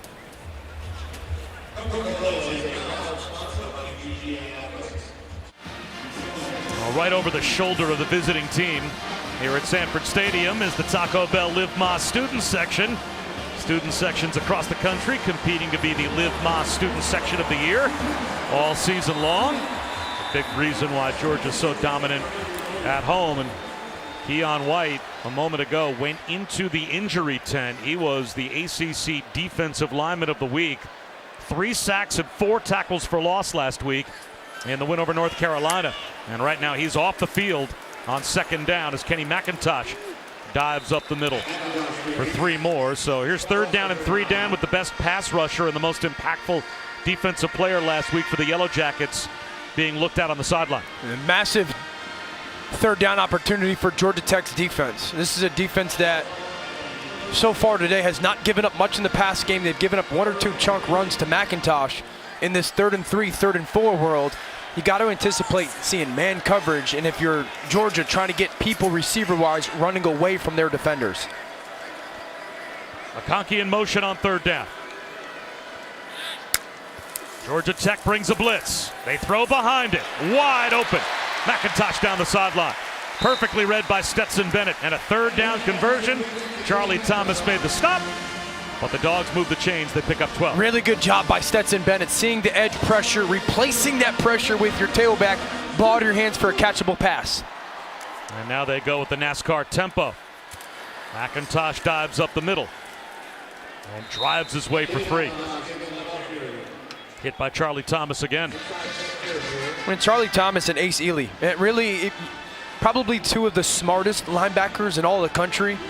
When Charlie Thomas, I mentioned in the first half, Bobby, he could be in the conversation for ACC Defensive Player of the Year. He's one of 2 guys since the year of 2000 to have a season of 100 more tackles, 10.5 more tackles for loss, 2+ sacks, 2+ interceptions, 2+ forced fumbles, and 2 fumble recoveries. I mean, we're talking about a guy that has had tremendous season. Both those linebackers, very strong players. Jet sweep. McConkey cuts it back, has the 1st down, making players miss. Down to the 33. 14 yards on the end around to Ladd McConkey. He made Sims miss. Now watch Bowers lead on that corner. Just look at the feel and the patience by McConkey, right? Never out of balance, never out of control. That's how he has that quick ability to make those sudden cuts. The sophomore from Georgia, just a really good player.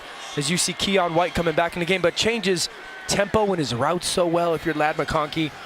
You know, you talk about him and Brock Bowers, defensive coordinator Andrew Thacker for Georgia Tech right there, has a lot to deal with. Hand off Milton.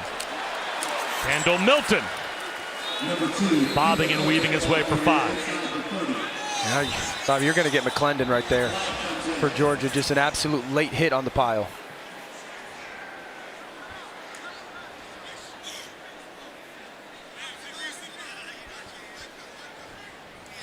After the play was over, personal foul on the offense number 70, late hit. 15-yard penalty from the seating spot. The down counts. It's 2nd down. That's a huge call. Watch 70 come in late here.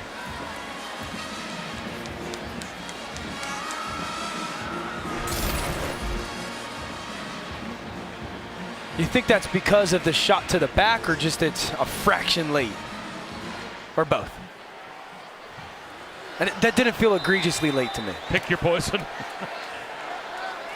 That'll make it 2nd down and 20. 4-man rush. Tunnel screen to Bowers. To the 37-yard line. That's a gain of only 5. Zeke Biggers tripped him up. So 3rd down and 15 now for Georgia. And not in field goal range here. Again, this is where Stetson Bennett and his experience comes into play. You make the point, Bob, not in field goal range yet, but 3rd and 15, if you feel like you got to try to force this ball downfield, that's not the decision. If you get 7 or 8 yards, then it becomes a decision for Kirby Smart. Kick a field goal or be aggressive on 4th down. Kick the ball to the perimeter. You got one-on-one. Might be a free play. Looked like they jumped. So it's a lob down the sideline for McConkey. Knocked out of bounds by Powell Lee, but it was offsides. Georgia Tech in the neutral zone. Offside on the defense, number 9. 5-yard penalty from the previous spot. Free play, 3rd down. Stetson Bennett knew he had a free play and simply hoisted one up. So now it will be 3rd down and 10. And now they are in field goal range. And now this changes everything play call wise, because 3rd and 15, you might be thinking, screen, let's just see if we can get 8 or 9 yards. Now you're thinking, all right, where's our call that we feel Georgia Tech's going to be in their too high shell defense, and how can we attack in between those hashes with our pass catchers? No sack if you're Stetson Bennett. Cannot hold on to the football in the pocket. Defensive coordinator Andrew Thacker barking out signals to his defense, hoping to get a 3rd down stop. Yellow Jackets show blitz. They'll rush only 4. Bennett, he's going to take a shot down to the end zone. In the back right corner, Arian Smith did not have control and went out of bounds as the official says incomplete.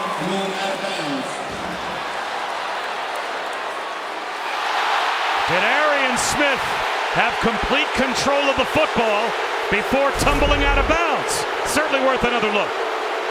Great adjustment, ball to the belly. I mean, there is a little bit of a gather on the football there. It's a great shot right here. Doesn't have it, doesn't have it, doesn't have it. I think it's a good call. I think by the left knee, right? By the time he brought it back in and fully controlled it, his knee hits the sideline. Doesn't have it, doesn't have it, doesn't have it. Now has it, and that left knee looks like it touches out first. Very close. If he catches it clean, then I think he's in. But I don't think he catches it clean. I think that initial ball getting into his belly.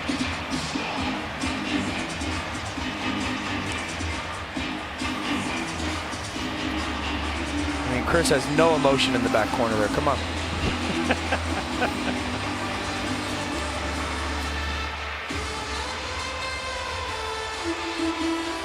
Again, ruled incomplete on the field. So you would have to see indisputably that Arian Smith had complete control of the football and landed in bounds in order to turn this play the other way and make it a Georgia touchdown.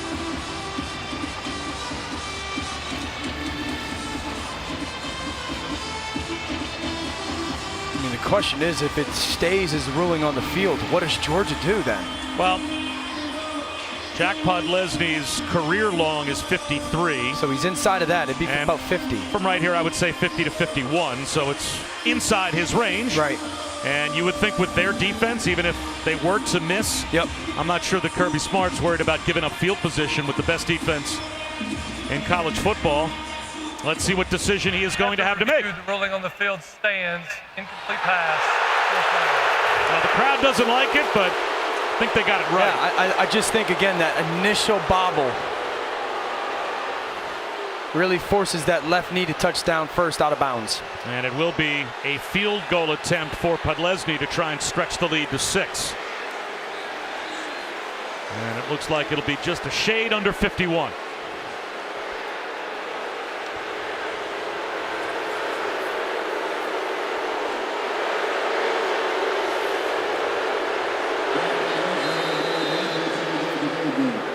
He is a terrific kicker. Former walk-on, put on scholarship last year from 51 yards away to try and stretch the lead. It's got plenty of distance, and it is right down the middle. The Dogs settle for 3. The crowd was hoping Arian Smith would be given a touchdown as that little bobble and the land out of bounds cost Georgia 4, but Bud Leslie able to stretch the lead.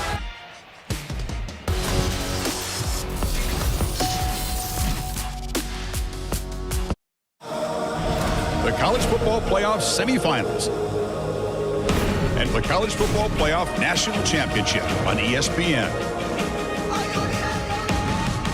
Sunday, December 4th, ESPN will have the exclusive reveal of the College Football Playoff matchups for the Fiesta and Peach Bowls to be played on New Year's Eve on ESPN. Reese and the guys will also unveil the New Year's 6 bowl games and have the final top 25 rankings in a 4-hour special. All starts noon Eastern, 9 a.m. Pacific, after Sunday NFL Countdown on ESPN and the app. Let's take a look at our college football playoff rankings brought to you by Capital One. Right now, Georgia in a tussle with Georgia Tech, and what happens between Ohio State and Michigan. As close as that game is, if it stays that close, would the loser stay in the top 4? Would there be a door open for an LSU, a USC to maybe get into the top 4? Or if Ohio State and Michigan, Dan, still look like 2 of the best 4 teams in America against each other, there could be some interesting discussions in that room on December 4th. And I think a lot what happens behind them becomes part of that conversation as well. Sure. Does the USC win out? Does TCU lose it all? That's part of it. Dante Smith with a cutback. 4 yards on first down. Dumas Johnson again made the stop. How good has this offensive line for Georgia Tech been? They haven't been dominant, but we're talking about playing against a defense that's the best in the country. You know, Corey Robinson, Pierce Quick, Franklin, Jordan Williams, Leftwich. It's a very young group going against top 10 picks in the NFL draft, and they have absolutely held their own with what they've been asked to do.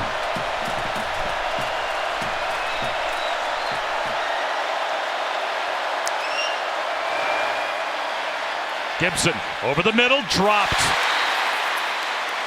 Wide open, P.J. Harris. That's another tight end drop. Dylan Leonard had a big one in the first half. 3rd down and 6. I mean, this is easily a first down, if not 15-plus yard gain. Cleared out the coverage. Ball's a little bit on the back hip. You'd love to see Harris catch it. You mentioned the Leonard drop. That's 2 big drops that are going to be 50 yards of offense for this Georgia Tech group. The Ramblin' Wrecks scored a touchdown on their opening drive. No points since. 2 for 7 on 3rd down.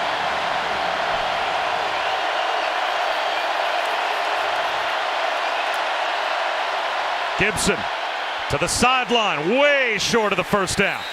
Even if the catch is made, which it was by McCollum, he's got no chance to get anywhere near the line to gain as Ringo bumped him out, and it will be a 3-and-out. It's a credit to Ringo. I mean, they're really motioning that back, Bob, to create the middle of the field kind of void, and they gave McCollum a choice route, and Ringo just kept leverage inside, never gave him the chance to get there, and forced that little throw to the out. Now 1 yard down and out on 3rd down and 6 against this defense is not going to get it done. And now it looks like Georgia might be coming after David Shanahan. So Tech tightens it up, and Shanahan drops the snap, and Georgia will drop him in the red zone.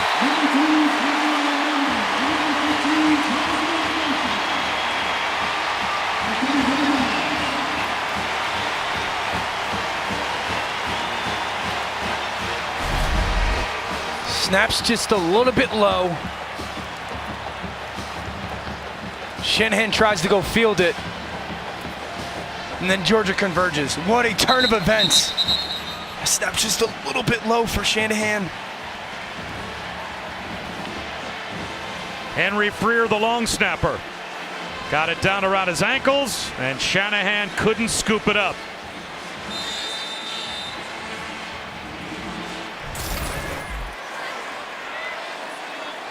So that goes as a stop on downs, but it's basically a turnover. as Georgia will now start at the 17-yard line of Tech. Bennett on a rollout. Up against the sideline. Has to throw it away. Good coverage in the secondary for the Yellow Jackets. Jason Moore was there to run Bennett to the sideline. Great job coverage-wise for Georgia Tech. They, for the most part, have covered up Georgia's pass game. I mean, Stetson Bennett has thrown for 46 yards on 14 attempts. Brock Bowers has 3 catches for 9 yards. So Georgia Tech defensively, Andrew Thacker, their defensive coordinator, came into the game, said, we think we can cover them if we get them to passing situations. That's held true today. Talking to Kirby Smart yesterday, he had all kinds of wonderful things to say about Andrew Thacker and the job he thinks Coach Thacker has done with this defense. McIntosh stood up at the 15-yard line after a gain of 2. Georgia does not have a passing play that's traveled more than 13 yards so far in the game. They have been held in check by this Georgia Tech defense. And now, after sudden change, a chance for the Ramblin' Wreck to get a stop in the red zone on 3rd down. I mean, Brock Bowers is the only guy who has multiple catches. You know, mentioned Stetson Bennett's 14 attempts. Those are 7 completions. Bowers has 3. A flare to Kenny McIntosh for 13 yards. See, is the longest completion that Georgia has. Those 2 guys, Bowers and McConkey, got to take advantage of the shell coverage. Stetson Bennett looks that way. Here comes the pressure. He throws one, and it is caught. Bowers inside the 10, down to the 5. Bennett waited for the slant to come open, and he hit his big tight end for 10. They're going quick on 1st and goal. McIntosh at the 3-yard line. He's tripped up. Charlie Thomas with an ankle tackle. Bobby, watch the right side, okay? Stetson Bennett's going to move, and then he's going to place it out in front to Bowers. Bowers ran what we call a whip route. He pushes up, then he breaks to the out, then snaps back inside. He allows the coverage to be lifted off, go deeper, and he's really like a check down on his route. Big deal is patience on it. He displayed that. Beautiful route.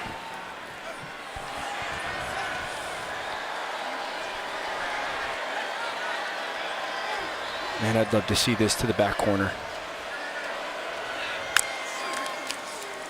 Play fake. Bennett, quarterback keeper, at the goal line. Short.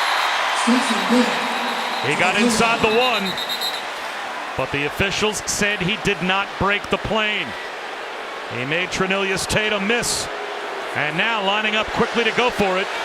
Bennett with Edwards to his right. And the play stopped.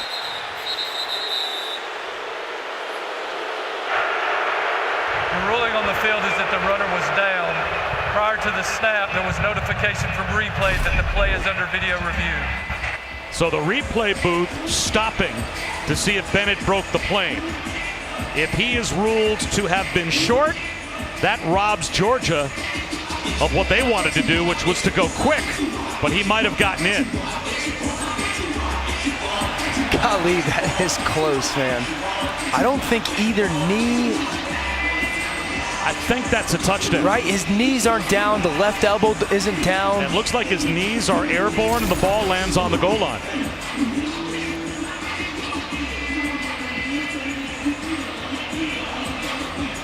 This is that glass half full, glass half empty moment for Georgia, because if they don't get the touchdown, they wanted to go up at the 1-foot line and quick snap it and try and hammer it into the end zone before Georgia Tech could get set. And it looked like they may have. But the play blown dead at the line by the replay booth, checking to see if Bennett scrambled in. Knees are not down. Left elbow is not down. Right elbow is... Oh, my goodness.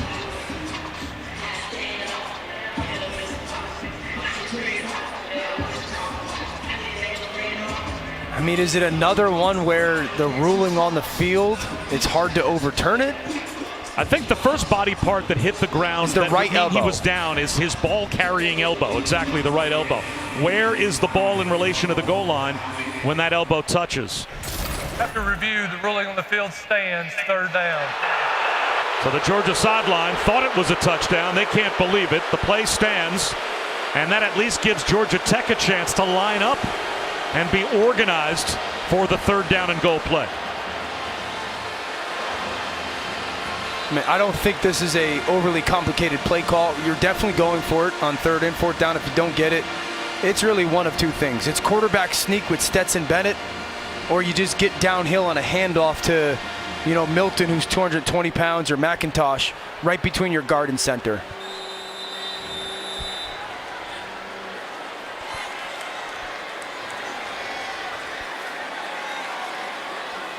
Third down and goal, inches short of the goal line. Ajon Edwards to the left of Bennett.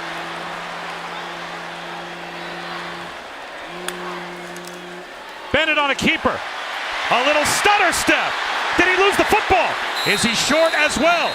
The officials said he came down inside the 1-yard line, short of the goal line. Georgia Tech, I thought, knocked the ball out. No, they'll say Bennett has it. 4th down and goal.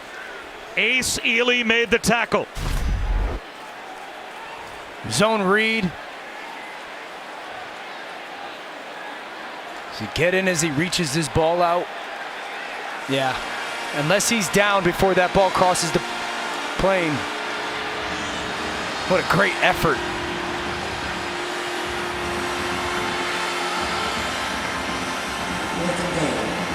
I don't want him in the shotgun. Well, now it's 4th down and goal inside the 1. I formation. Milton is now the I back. Play action. Bennett into the end zone, underthrown, scooped up by Bowers. Touchdown.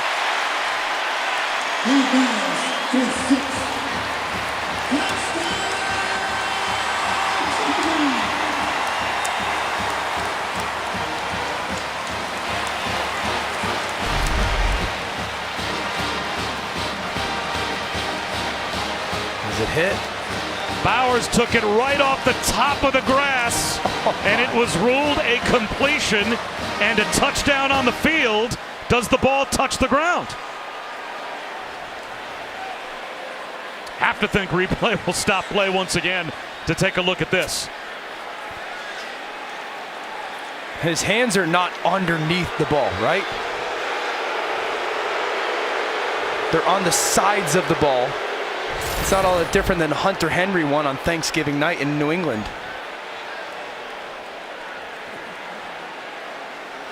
Again, the ball can touch the ground. Can't move. If, in the opinion of the officials, you have complete control of the ball before it touches the ground.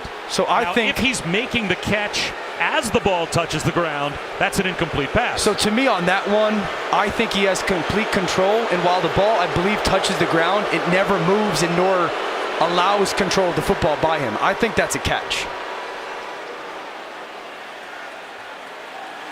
And it looks like it's already been confirmed by the replay booth. That's a remarkable catch by Brock Bowers, man. Wow. That's an incredible catch. Bennett pulled the string, and Bowers bailed him out. And the extra point is good. And it's now a 13-point lead for Georgia with under 6 minutes to go in the third. A lot just happened inside the 5-yard line there. A 7-play, 17-yard touchdown drive. Of course, it was the special teams gaffe by Georgia Tech that opened the door for Georgia. Just enough for Brock Bowers.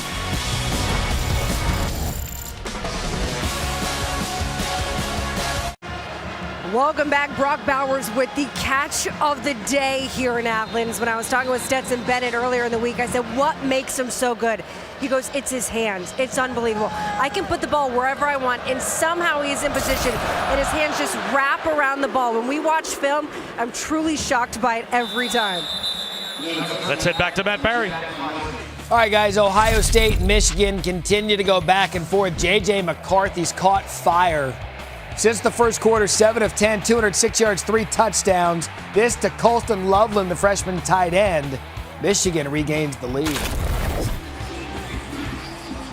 Well, tight ends making big plays all over college football. And, Dan, we've had Michael Mayer games with Notre Dame. Sure. Brock Bowers, you think the best tight end in college football, pound for pound? Yeah, I do. I love Michael Mayer. His contested catch ability and his blocking is really good, but Brock Bowers, the ability to chew up grass, his route running is like a wide receiver.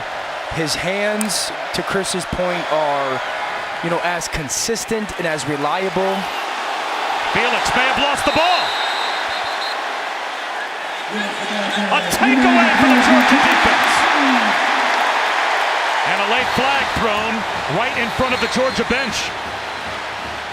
That was well after the play was over. That looks like a sideline infraction is going to be called for the reaction to the takeaway by the Georgia sideline. But the Dogs are going to get the football. And Tech right now making mistakes you cannot make. Ruling on the field is a fumble recovered by Georgia for a first down. Sideline warning against Georgia. That is their first of the game. So the muffed snap from Henry Freer, the long snapper, to David Shanahan, the punter, gives Georgia the ball in the red zone, and then Jamie Felix, the true freshman running back, coughs it up. Beal recovers, and back-to-back possessions for Georgia start deep in Tech territory. Was that Dumas Johnson that put his helmet on it? Yeah. That caused the fumble. Are they going to go back to the guy we were just talking about, Brock Bowers, who, is the best tight end in America? Man, you're in a great situation to take a shot to the front pylon in play action. Instead, it's a handoff to McIntosh. 5 yards. Zamari Walton tripped him up. I want to go back to Bowers, though, with that conversation, Bob. I will say this, that I think the thing that has been so impressive, you talk about the recruitment during the COVID year. He's sending workout videos to Kirby and his staff, running up a hill in Napa, California. And I think the thing that probably is so impressive about him as a young player is his ability to do everything. He's not just a one-trick pony. You can get him the ball in multiple different ways and put him in places formation-wise all over the field. Another handoff to McIntosh, and he is thrown back by Zeke Biggers. Now, the clock in the stadium is running. Ours was frozen on the screen, but it's under 5 minutes to go in the quarter. And you mentioned it, Dan. Here are the videos that during COVID, Brock Bowers trying to get recruited when you couldn't go out and recruit a player would send these workout videos to the Georgia coaching staff. And I think that is a perfect example, because you ask Kirby, what is the flaw of the organization and/or program, and what's the most important thing recruiting-wise? Now that you're Georgia and you've become the pinnacle, and he said we recruit the intangibles more than ever. I think that's a perfect example of that. This kid, the obsession with the craft and the work ethic behind it. Bennett to throw on third down, lobs it left, and the ball jarred free. And they'll say incomplete pass. Edwards had it, but he was popped by Miles Sims. It'll be 4th down and 3. And that will bring Podlesny out for a field goal attempt. Great shot by Sims, right side of the screen, right on the hip. Doesn't go high, doesn't go low. They're trying to dump the ball off to Edwards, a little bit of a man beater. Georgia Tech playing zone coverage. Sims has got eyes on it. Now is replay going to take a look and see if this was a fumble or Miles Sims still injured? That is what it is. It was clearly an incomplete pass, as you have to get 2 feet down, put the ball away, and make a football move, and he barely got the 2nd foot down.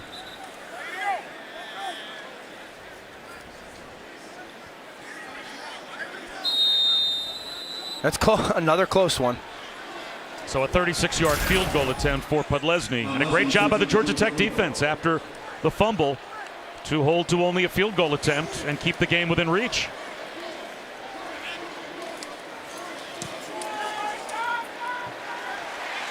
Podlesny good again, but with 4:11 to go in the 3rd quarter, Georgia Tech, after giving up 10 points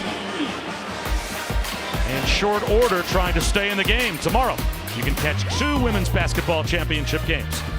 The first, the Phil Knight Legacy Championship, UConn and Iowa at 1 Eastern, 10 a.m. Pacific on ABC.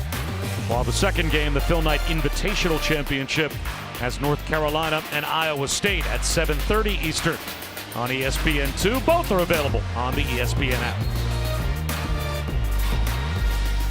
Now for Georgia Tech offensively, you see Zach Gibson there with quarterback coach Chris Wenke. Where does the offense come from? They started the game with a beautiful drive. They go right down the field, score, and it's kind of been stalled ever since then. Is it back to those perimeter throws where they're just giving those one-on-one options to receivers? Are they going to try to get, McCollum touched the ball a bunch early on. They haven't really gotten the ball in his hands since early in that first half. That's someone that needs to get more touches for this offense. Well, Dan, if folks have been watching since all the way back in the first half, the second possession, the Dylan Leonard drop for Georgia Tech. To me, the game changed on that drop. I agree. As Rutherford calls for a fair catch. As we bring you the weekend wake-up brought to you by Wendy's Breakfast. And on this rivalry weekend, other games to tell you that are on the way. The Oregon-Oregon State game gets underway at 3:30 Eastern on ABC. LSU knocking on the door of the college football playoff tonight in College Station. And of course, Notre Dame and USC, that rivalry matchup on ABC at 7:30 Eastern. Bobby McCollum in the first drive had 3 catches for 49 yards or 3 touches. Ever since then, he's got 2. If they've got any shot to get back in this football game, it'll be because he's getting the ball a lot more.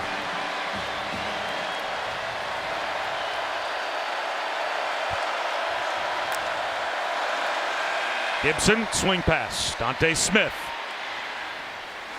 across the 30. Picks up 7 to the 32. Smile Munden made the tackle. And Georgia Tech has not been inside the Georgia 38-yard line since their opening drive when they scored. Now, of course, if Dylan Leonard hadn't dropped the ball on possession number 2, they would have been well inside the 38-yard line. They probably would have been in the red zone with a chance to take a 2-score lead early.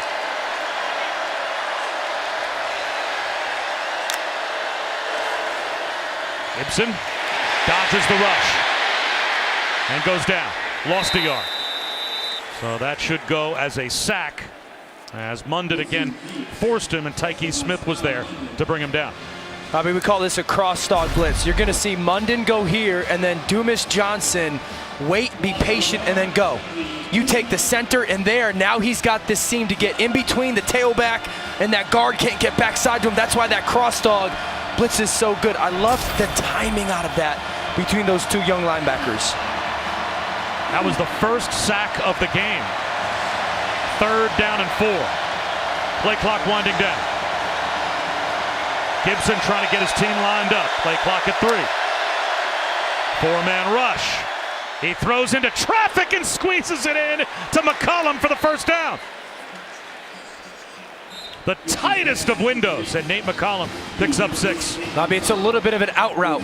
This is a great job by ball placement by Gibson, and then watch how tight, tough McCollum is. That corner's driving on it. Is that Kamari Lassiter driving on it? McCollum's got to hang in there on contact. That's a tough throw, tough catch by McCollum.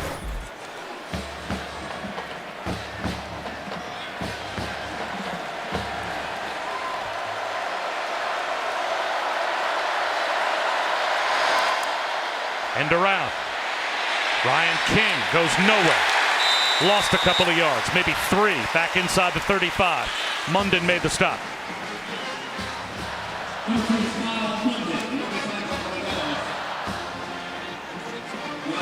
And these linebackers, we've talked about them a little bit. Dumas Johnson is a Butkus semifinalist. Kirby Smart called him their intellectual leader. And Smile Munden is 3rd on their team in tackles. And really, as smart as they are, as well as they communicate, they are destructive players. Well, Munden was the #1 outside linebacker recruit in America, according to our ESPN 300 last season, and living up to that advanced billing. They fake the toss. Gibson, long throw to the sideline, broken up. Tried to squeeze one into Dylan Leonard, and there were 3 dogs in the way. Keely Ringo was there. Malachi Starks as well. There's a lot of people on this throw from Gibson. You're really trying to flood one area or kind of vacate one area and replace with that tight end Leonard. It's very similar to the ball that he dropped before going down the seam. This time they try to cross the field. Georgia Tech 3 for 9 on 3rd down, but 3rd and 13 against this defense. It's a whole different task.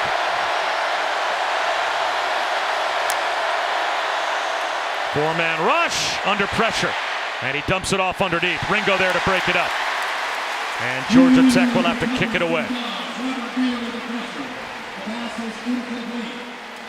just Beal beating one-on-one, and then Ringo staying in that back pocket, and then the left hand goes in their shallow cross. But that's all about the pressure. You know, it's interesting for a defense that gives up 11 points a game. They do not have a ton of interceptions, and they do not have a ton of quarterback sacks. So you would think a defense as dominant as Georgia's thrives in both those areas, but it's really that play. Pressure the quarterback a little bit and play tight coverage. Another low snap. Shanahan gets away a line drive. McConkey lets it bounce, and it will roll inside the 5. Will it reach the goal line? It will not. To the 2-yard line. It didn't look good at the start, but it worked out as well as could possibly hope for Shanahan. A 65-yard punt. Back to Matt. It's like a Dan Orlovsky drive. Doesn't start out good, but it rolls just enough to get him some distance. Will Shipley creating distance with South Carolina. Touchdown run there, but here comes Spencer Rattler and the Gamecocks. They will not go away. Here's 75 yards to Antoine Wells. Right now, the safety is the difference. 30-28. Clemson still on top. This is a game that Georgia Tech led 7-0 to begin. They haven't scored since, but it is still a 2-possession game. And again, the Georgia Tech defense is top 5 in the country in the giveaway takeaway ratio. Brock Bowers on the carry, just trying to create some breathing room. And some late contact on the pileup. Zamari Walton in there on the stop for Georgia Tech as we're under a minute to go in the third quarter. I mean, that by rule, that should be a flag. They threw it on McClendon before. McClendon's was a more impactful hit, but you're not supposed to do that if you're Zamari Walton per the rule. He only weighs 185 pounds, though. So that's how they determine whether to throw the flag? 1-yard gain, 2nd down and 9. On what might be the final play of the third quarter. Play clock down to 2. They get the snap off, give it to McIntosh. And he comes up just shy of the 5-yard line, and that should take us to the end of the third.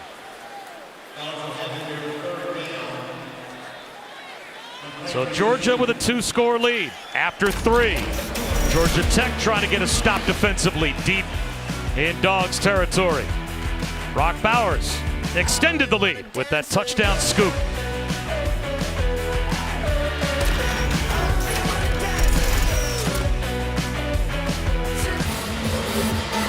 Welcome back to the SEC on ESPN.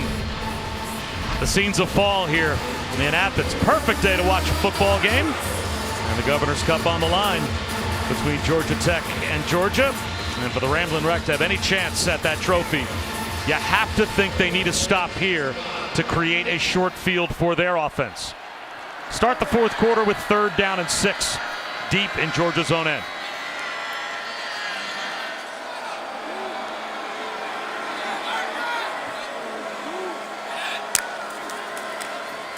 Handoff Edwards. Moves the pile. Gets an extra push and easily has the first down. Still on his feet. Grinding out yards with flags everywhere out close to the 20-yard line.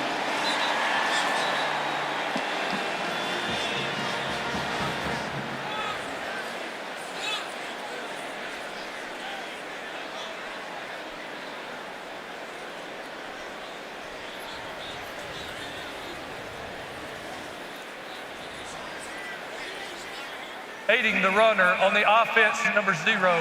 5-yard penalty from the spot of the foul. The yardage still results in a first down. So they take a few yards away from Georgia for Darnell Washington giving an illegal push to Edwards. Actually, an illegal pull, which you're not allowed to do. And he's helping him along. But it's still a first down and a 3rd down and 6 run at that. Man, I was surprised that Georgia just came out and ran it. And I don't know if that's because they felt good about it or they don't feel great about their pass game right now. They hustle back up to the line. Bennett, off play action, looking downfield. Deep one, down the left sideline. Drops it in! There goes Kenny McIntosh! McIntosh inside the 10, out of bounds. It'll be goal to go with a flag throw.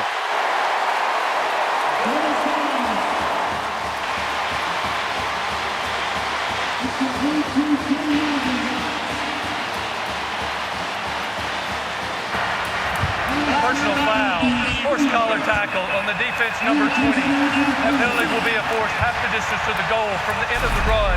Automatic first down. You're going to go post, clear it out, and here's McIntosh that's going to run the wheel route.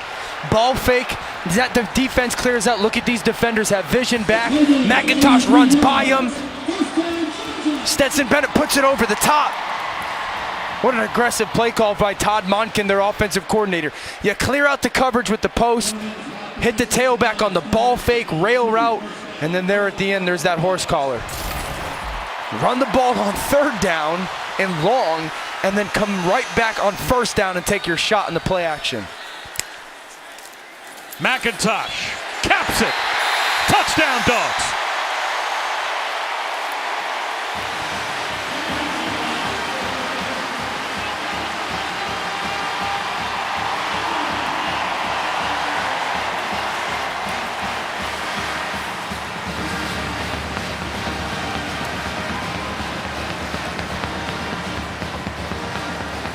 Kenny McIntosh changes the game. The longest pass play of the season for Georgia, 83 yards, set it up.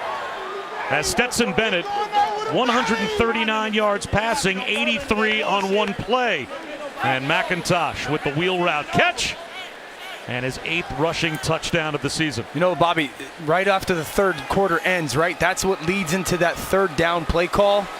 That's them on the sidelines as a Georgia coaching staff talking about that, saying, hey, let's run it on third down here. And if we get it, let's get to the line of scrimmage quickly, and then let's take that play action shot. That is coaching at its absolute best. Credit Kirby Smart and Todd Monken on that one. And now Georgia pulls away a 3-score lead. And Dan, you called it. The wheel route worked to perfection. I love the timing of it. They come out of the end of quarter, punch in the third down run, and then they take their shot to McIntosh. Hit a big play, and then they pound it right behind their big offensive line. Georgia up big at home.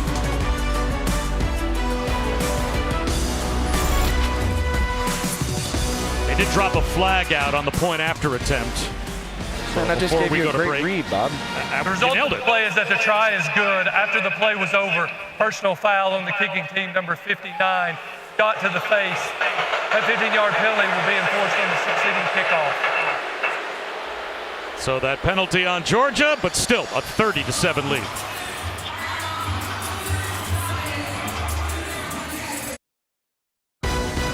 ESPN College Football is presented by Marathon. Get the most out of your drive.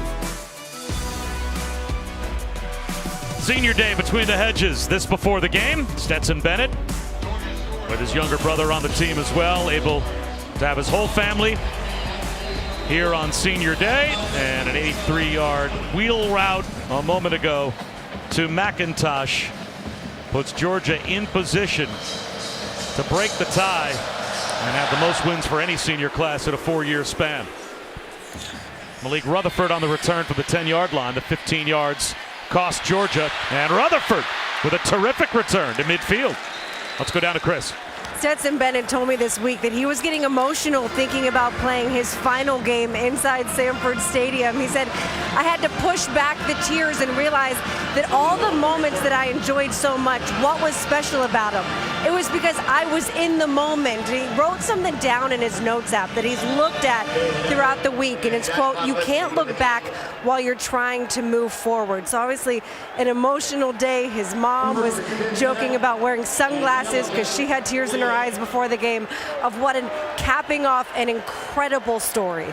Well, whether it was playing behind Jake Fromm or having a Justin Fields or a JT Daniels, two of the most highly recruited quarterbacks in college football, all end up here at some point during this cycle. After all of that, to come out of the wash and have Stetson Bennett be potentially a back-to-back national championship starting quarterback, it's an amazing story. Gibson throws it away. it's hard to gauge competitive spirit. You know, and that's probably something that has been his strongest asset, is he never gave up on himself. We always believed that, you know, and even Kirby Smart said yesterday, because of the COVID year and not having spring football, I mean, he might have won the job just coming out of spring, but they weren't giving him maybe the necessary opportunities to absolutely run away and win that job. But he never doubted himself, man. It's a story that every young kid should hear, because that's probably the biggest part of the process, is believing in yourself when no one else does. Gibson to the sideline, and he gets to midfield and runs out of bounds for 2. I think the reason you feel so wonderful for someone like Stetson Bennett is he's playing without a net. Right? He's never going to get the second chance to go out there and win the job, the way if you're in the NFL and you're a top 5 draft choice and they're invested in you. Or you're a 5-star recruit. Right, or you're the #1 quarterback recruit, as so often has been the case, a big-time recruit coming to a place like Georgia. You're going to get multiple tries to become the quarterback. You're Bennett. You get one swing at it, and if you at some point end up losing the job, you'll never get a chance, most likely, to get it back. No, especially at a program that is expected to win national championships. Coaches aren't going to leave national championship contending teams with a quarterback that's not good enough. Well, Felix lost a yard on 3rd down and 8, and so you had to figure that's a play call on 3rd down saying we're going for it on 4th down. But now it's 4th down and 9 with 12.5 minutes to go, and Georgia Tech, it looks like, will leave their offense out there. Bobby, you can make the case for Georgia's offense that their 3 best players are guys that weren't these superstar recruits. I mean, Ladd McConkey was not a superstar recruit. We just talked about Stetson Bennett. Brock Bowers was sending clips of himself running up hills through recruiting processes. You know, like, their 3 best guys are guys who had to go earn it. The blitz picked up. Gibson takes a shot, but throws it up over the head of E.J. Jenkins. So Georgia Tech will turn it over on downs near midfield with 12 minutes to go. Keely Ringo in perfect position to wall off the attempt by E.J. Jenkins. You know, Georgia Tech came in here and played a darn good football game, though. You know, like, Brent Key and his staff had a very specific plan. They wanted to go operate. They did it exactly the way they expected to last week when they beat up on North Carolina, who's a good football team. And for a long part of this game hung and certainly put a little bit of scare and or hesitation into Georgia. I think Georgia Tech's got to look long and hard at Brent Key as the answer, man. This is a 4-3 football team since he's taken over. They came and played for the better part of a half, almost 3/4, the #1 team in the country at their home stadium pretty well. And as you said, a couple of ranked wins as well, with that comeback win against North Carolina last week as Milton dives ahead. Well, you came right out and asked Brent Key when we talked to him. Said, look, I don't know if you're going to tell us whether or not you've had conversations with the powers that be. And he said, look, I'm not going to tell you about any conversations I've had. But you said, do you want the job? He said, I absolutely want this job. He said, you're damn right. Kids. He said, you're damn right I want this job. Yep. You know, and I just really impressed with our time with him. I think he's got a really good vision. And the first thing we said to him was like, man, your team is playing hard. And that's a testament to you and your coaching staff that even in the midst of, you know, their season's been a season that's had a lot of distraction. Milton right up the middle, padding the lead for Georgia to the house, 44 yards.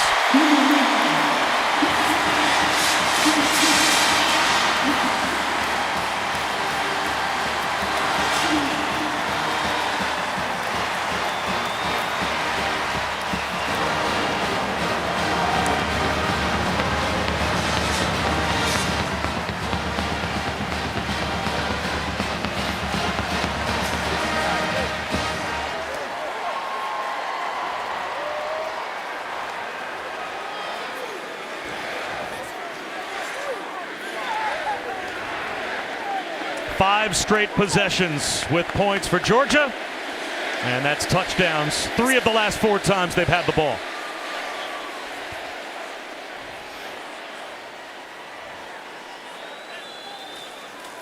And they have blown this one open.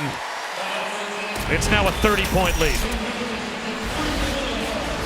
What a big-time run by Georgia. You follow up your big guys in front.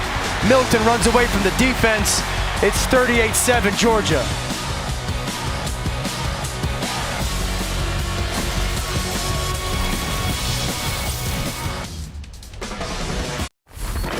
Matt Berry back in our college football studio. The noon window continues to be entertaining. South Carolina's just taking the lead on Clemson over on ABC. West Virginia up on Oklahoma State on ESPN2. And Marshall and Georgia State on ESPN+. Gentlemen, back to you.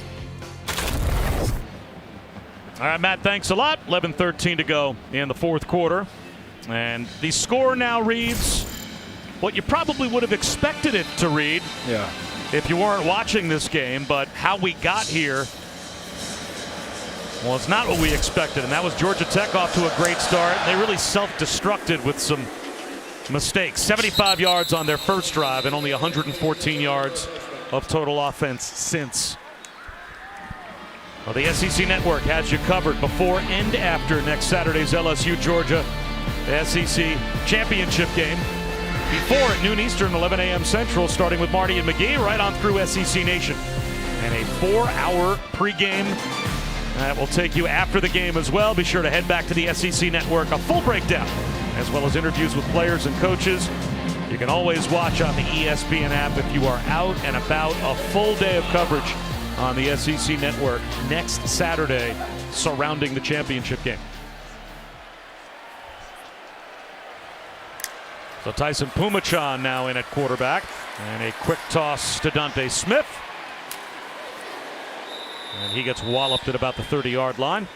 They'll mark him down after a gain of 4.5. Dalen Everett came over and made the stop.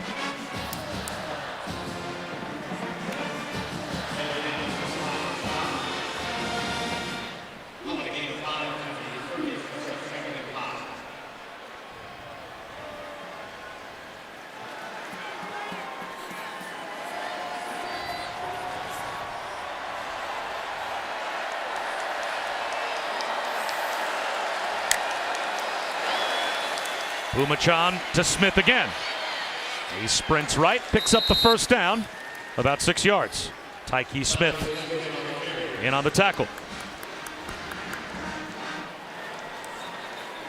Finishing up that Brett Key conversation, you know, this season for Georgia Tech has had a ton of distractions. And I think you have to be encouraged if you're administration to look at what he's done. It's also understanding that 80% of this football roster is underclassmen. It's the second youngest roster in college football. He obviously has a good connection with those players. You got to look long and hard at it. Well, Bear Alexander just made a nice connection with Tyson Pumachan and drove him into the turf here at Sanford Stadium. It's going to be second down and long. And now Zach Gibson will come back in.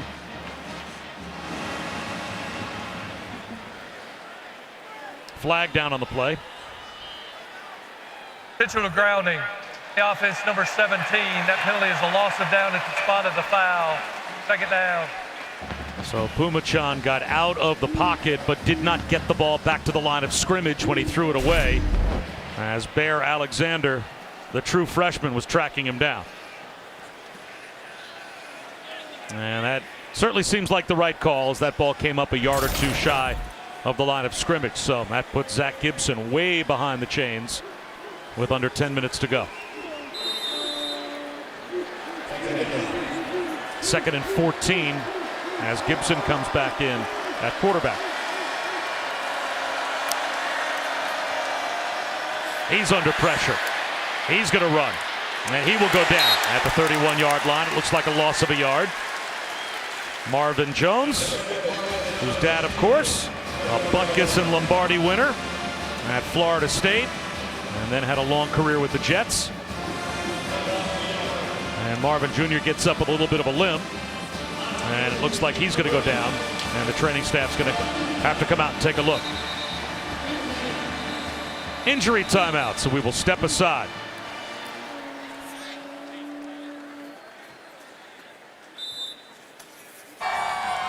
The National Championship Trophy, presented by Dr. Pepper, is here in Athens.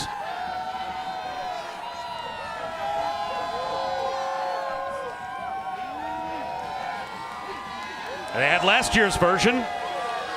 And will they get to keep this year's version as well?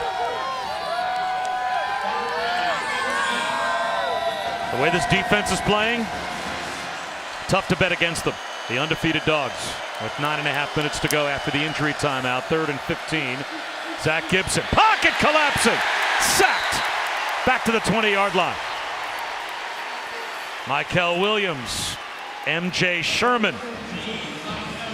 They met at the quarterback. It's a loss of 11. Just a defensive line stunt game. Williams comes all the way around. Watch 13 pop into your screen. Great job by their defensive front. We talked about it early on in this game. Georgia loves to get into those passing situations. They play coverage, force any kind of throw to be contested in those defensive lineman games where they wrap around or two-man stunts. One guy goes in, one guy goes out. Really hard to pick up for an offensive line. Makai Muse gets a chance to return a kick here from the 30 to midfield and across. Good field position again for Georgia as we go back to Matt. Guys, take a look what's going on at the shoe between Michigan and Ohio State. J.J. McCarthy on 3rd and goal. And right now it's 31-20 Michigan, start of the 4th quarter. Now the question becomes, can Ohio State stay in? Ohio State's great win or good win is going to go a long way to what happens tonight. Because Ohio State's best win probably is Notre Dame, week 1. But if Notre Dame's a 4-loss Notre Dame, that's tough to sit there and say that's your best win. Carson Beck at quarterback as Stetson Bennett is done on senior day. Here's a handoff to the true freshman Branson Robinson.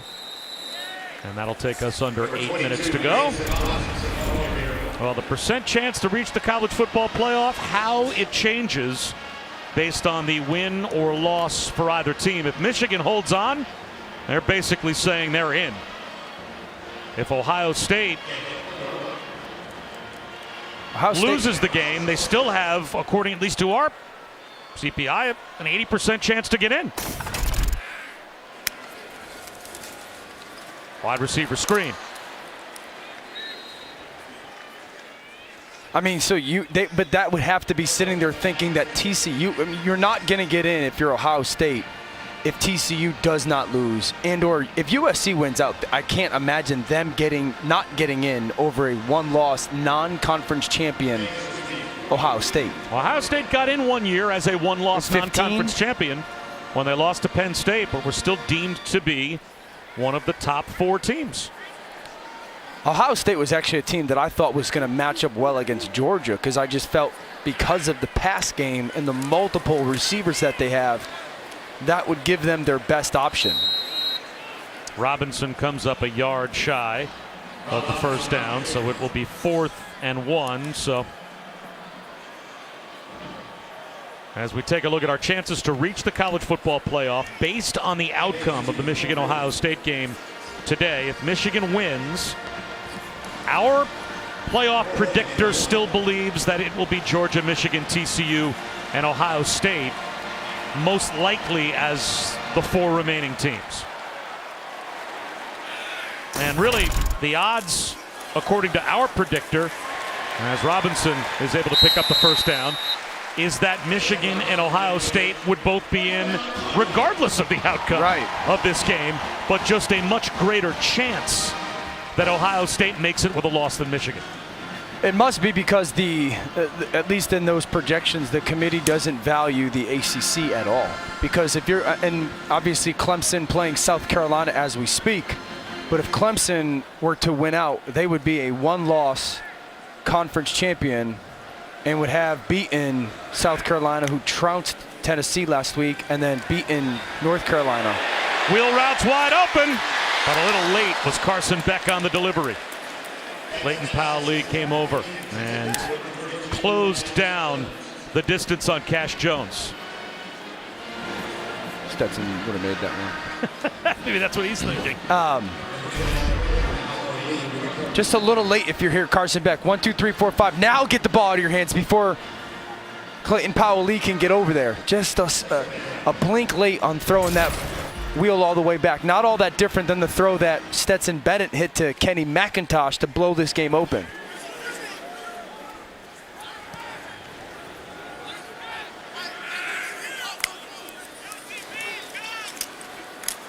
It's Beck on a keeper. Lost the football. And it looks like it's scooped up by Clayton Powell-Lee. So Carson Beck, a little late on the wheel route. Ace Ely knocks it away from Carson Beck. And Kirby Smart watches his backup quarterback cough it up as Georgia Tech gets their first takeaway of the day. That's the 24th turnover that Georgia Tech's defense has created this season.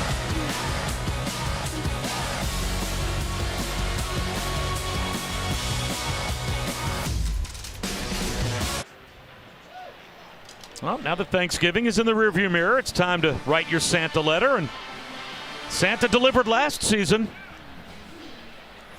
He might come through again this year. Santa! With the way this defense is playing.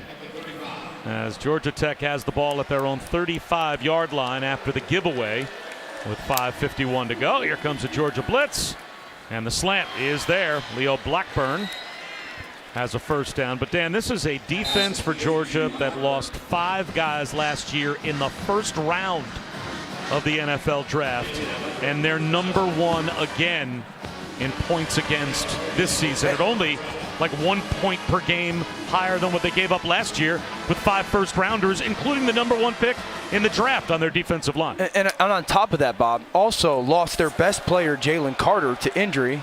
Climbing the ladder is Blackburn to pull one in. You know, lost Jalen Carter to injury for a chunk of this year, and then recently lost their best player, Nolan Smith. That's what's so impressive. Carter's going to be a top 5, top 7 pick. Ringo right now is playing really good cornerback, and his size is spectacular. Nolan Smith likely a first rounder as well. So while there's still a lot of good talent, you're talking about Malachi Starks has come in as a true freshman, and his humility has allowed him to play really well. Bullard's become a difference maker on the back end. Christopher Smith's an All-American and Nagurski finalist. The 2 young linebackers that we've talked about, Dumas Johnson and Munden, have played really good football. So, you know, for a team that had to replace so much talent, it's part of the recruiting. It's part of the stretching of the rubber band philosophy that Kirby brings. They're always getting stressed, so they're always ready to play. What a great job by Gibson to extend the play and find Rutherford. And he's down to the 10-yard line. Zach Gibson creating in the pocket, but there is a flag down back at the line of scrimmage, and this is coming back. An eligible player downfield on the offense, number 54. 5-yard penalty from the previous spot. Replay second down. That's tough for Jordan Williams, the right guard, to know that behind him his quarterback is running around trying to extend the play, and he gets caught downfield. You know, going back to watch Gibson, just 54, Jordan Williams, the right guard. You know, to your point, Bob, he doesn't know exactly where the ball is. He thinks that Gibson's taking off running right there. That's the right call by the officials. But going back to that point about Kirby, just asking him, you know, how you keep your players constantly ready and never looking at the matchup. And he did use that rubber band analogy. Rutherford to the 26-yard line. You know, using the rubber band analogy, saying we constantly find different ways to stretch these players and stress these players so the 12 game days aren't that hard for them. They really try to focus on putting all those different situations throughout the year. This isn't just in fall practice, starts right? in spring practice through the spring games, summer camp. If you can constantly put them in high-pressure competitive situations against each other, the games are fun. Yep, and they don't start to look at that. That's how you can get to a point of not looking at who you're playing against. A broken tackle, and Dante Smith tries to power his way for the first down. And finally the play blown dead. He's about a yard short, and that'll take us down to about 3.5 minutes to go.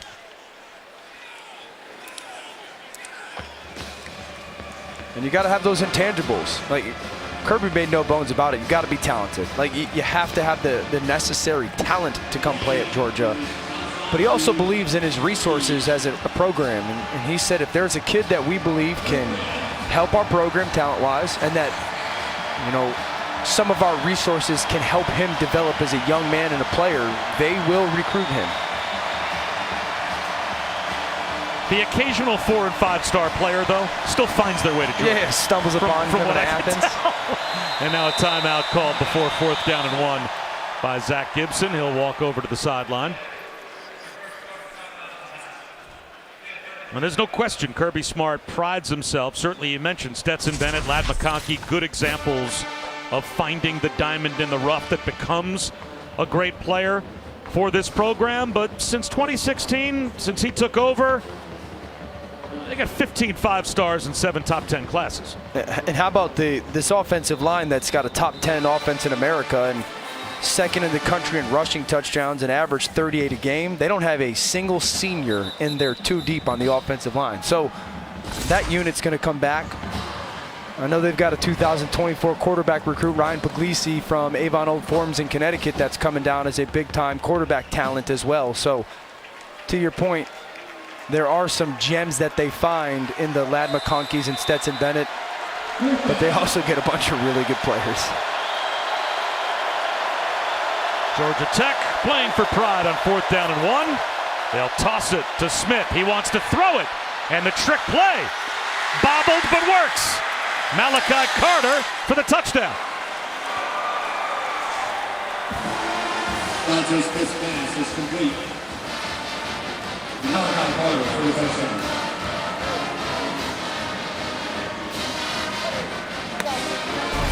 And watch, so this is Smith on the toss, and then this is Carter, okay? He's going to go run the corner route. See, as he tosses, everybody for Georgia comes downhill thinking, here comes this run. He pulls off, Carter leaks to that front pylon.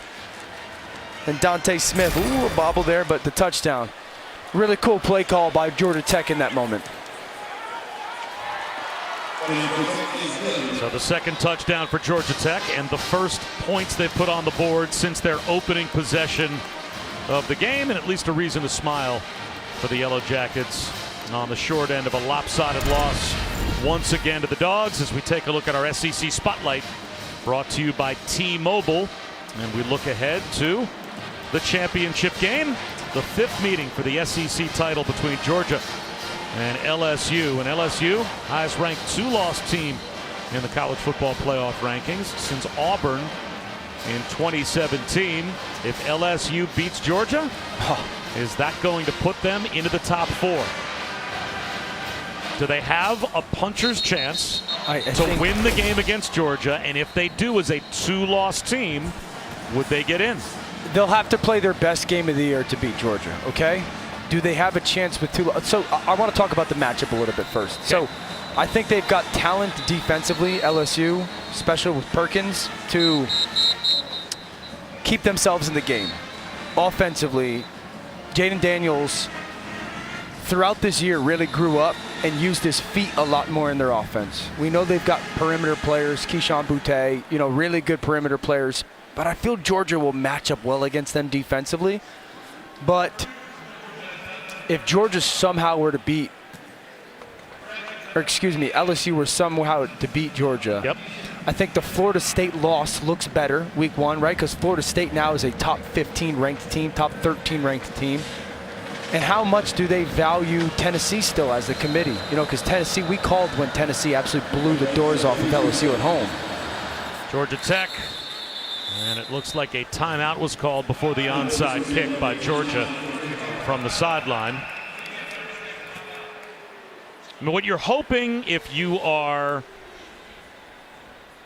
on LSU, obviously, to get a win against Georgia to try and get in. But if you're USC, if you're Clemson, if you're TCU, if you're the loser of the Michigan-Ohio State game, you need Georgia to beat LSU to take that competition out of the conversation. I still think, I'm still surprised that USC is such a long shot if they win out. They would have a pretty impressive win tonight versus Notre Dame. And then the Pac-12 championship, their one loss would be by 1 point on a 2-point conversion to a Utah team that I think sits in the top 12 right now. That's the team that and again, if I told you Ohio State I thought was the best matchup versus Georgia, I could sit here and say because of Caleb Williams, I think USC, just as far as the ability to have firepower, at least offensively, would be fun to watch against this Georgia defense. There's the onside kick, and McConkey runs over, touches the ball, but gets bailed out by one of his teammates. Looks like Rosemary Jack Saint covers it up. So Georgia will have it with 2:52 to go. McConkey goes and attacks it. Looked like he was going to cover it up. No doubt. Rosemary Jack Saint was there. Good job by Rosemary Jack Saint, just running to the football. And by the way, before we even worry about Clemson as a potential bubble team, they're losing right now to South Carolina by a point late in the fourth quarter. So even a narrow win over a South Carolina might be enough for the committee to say, Clemson, you're no longer a bubble team. No, good point. As Robinson goes up the middle. Now one might be the final possession of the game. I still think the whole conversation nationally is who can beat Georgia. Sure. You know, obviously they're the team that hasn't lost in however many games and the overwhelming, most dominant team in college football this season. Without Ohio State in, I don't know if anybody I sit here, and at least that I've seen, I go, yep, they're capable of beating them. Well, Georgia is number one, but all-time in program history, they are 3-5 against the number one team. Stetson Bennett started 2 of those games where Georgia has played number one, and he's won them both. Right. As they won last year in the championship game against Alabama, and this year Tennessee was number one. Like I don't Georgia took them out. I don't think TCU is physical enough to play against Georgia. Michigan, we saw that last year. I don't know if they're good enough on the perimeter to have success against Georgia's defense.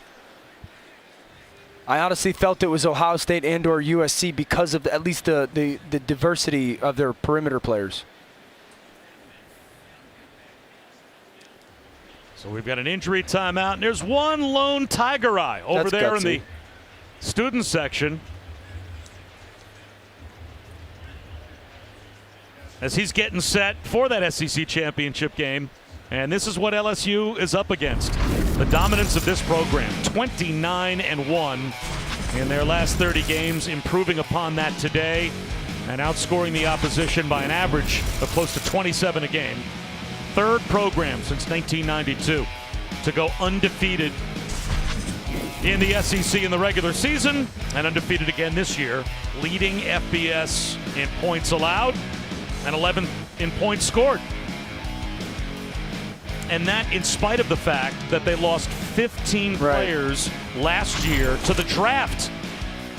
Is this one of the best SEC runs in the last 20, 30 years, right? Alabama. I would think they would need to continue to actually get to the championship game and win national championships to do it. Right. Because Alabama and Clemson both did that. They both won multiple national championships. I'm talking in this SEC playoff runs. era. SEC runs. Yeah, right. Well, Alabama.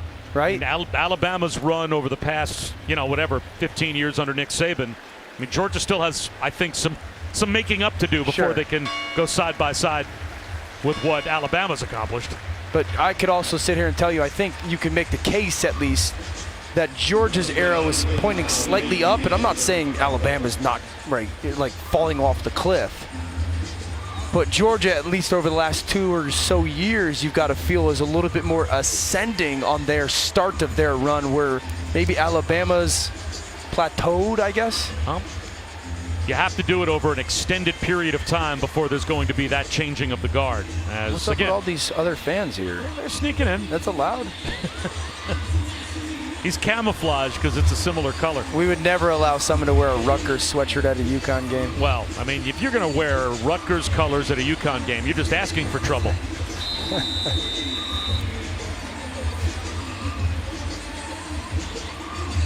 Who'd be dumb enough to do that?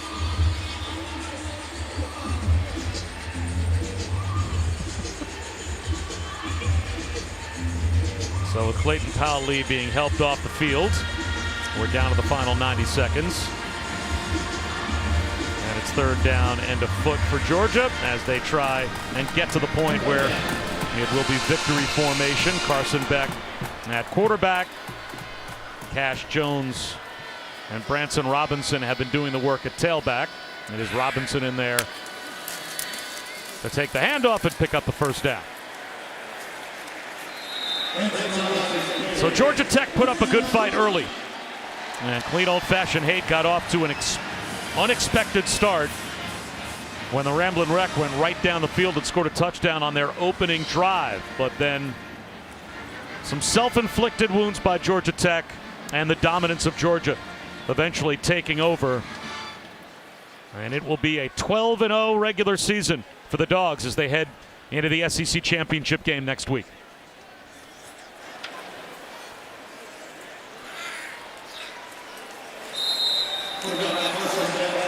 Tech takes one final knee, and that will make it official. 37-14. Georgia, for the 5th consecutive meeting with Georgia Tech, comes away as the winner. And now Kirby Smart will get his team set for LSU and the SEC title game. Coming up next, College Football Scoreboard. For Dan Orlovsky and Chris Budden and our entire crew, I'm Bob Wischusen, saying so long from Athens. 37-14. Georgia wins it.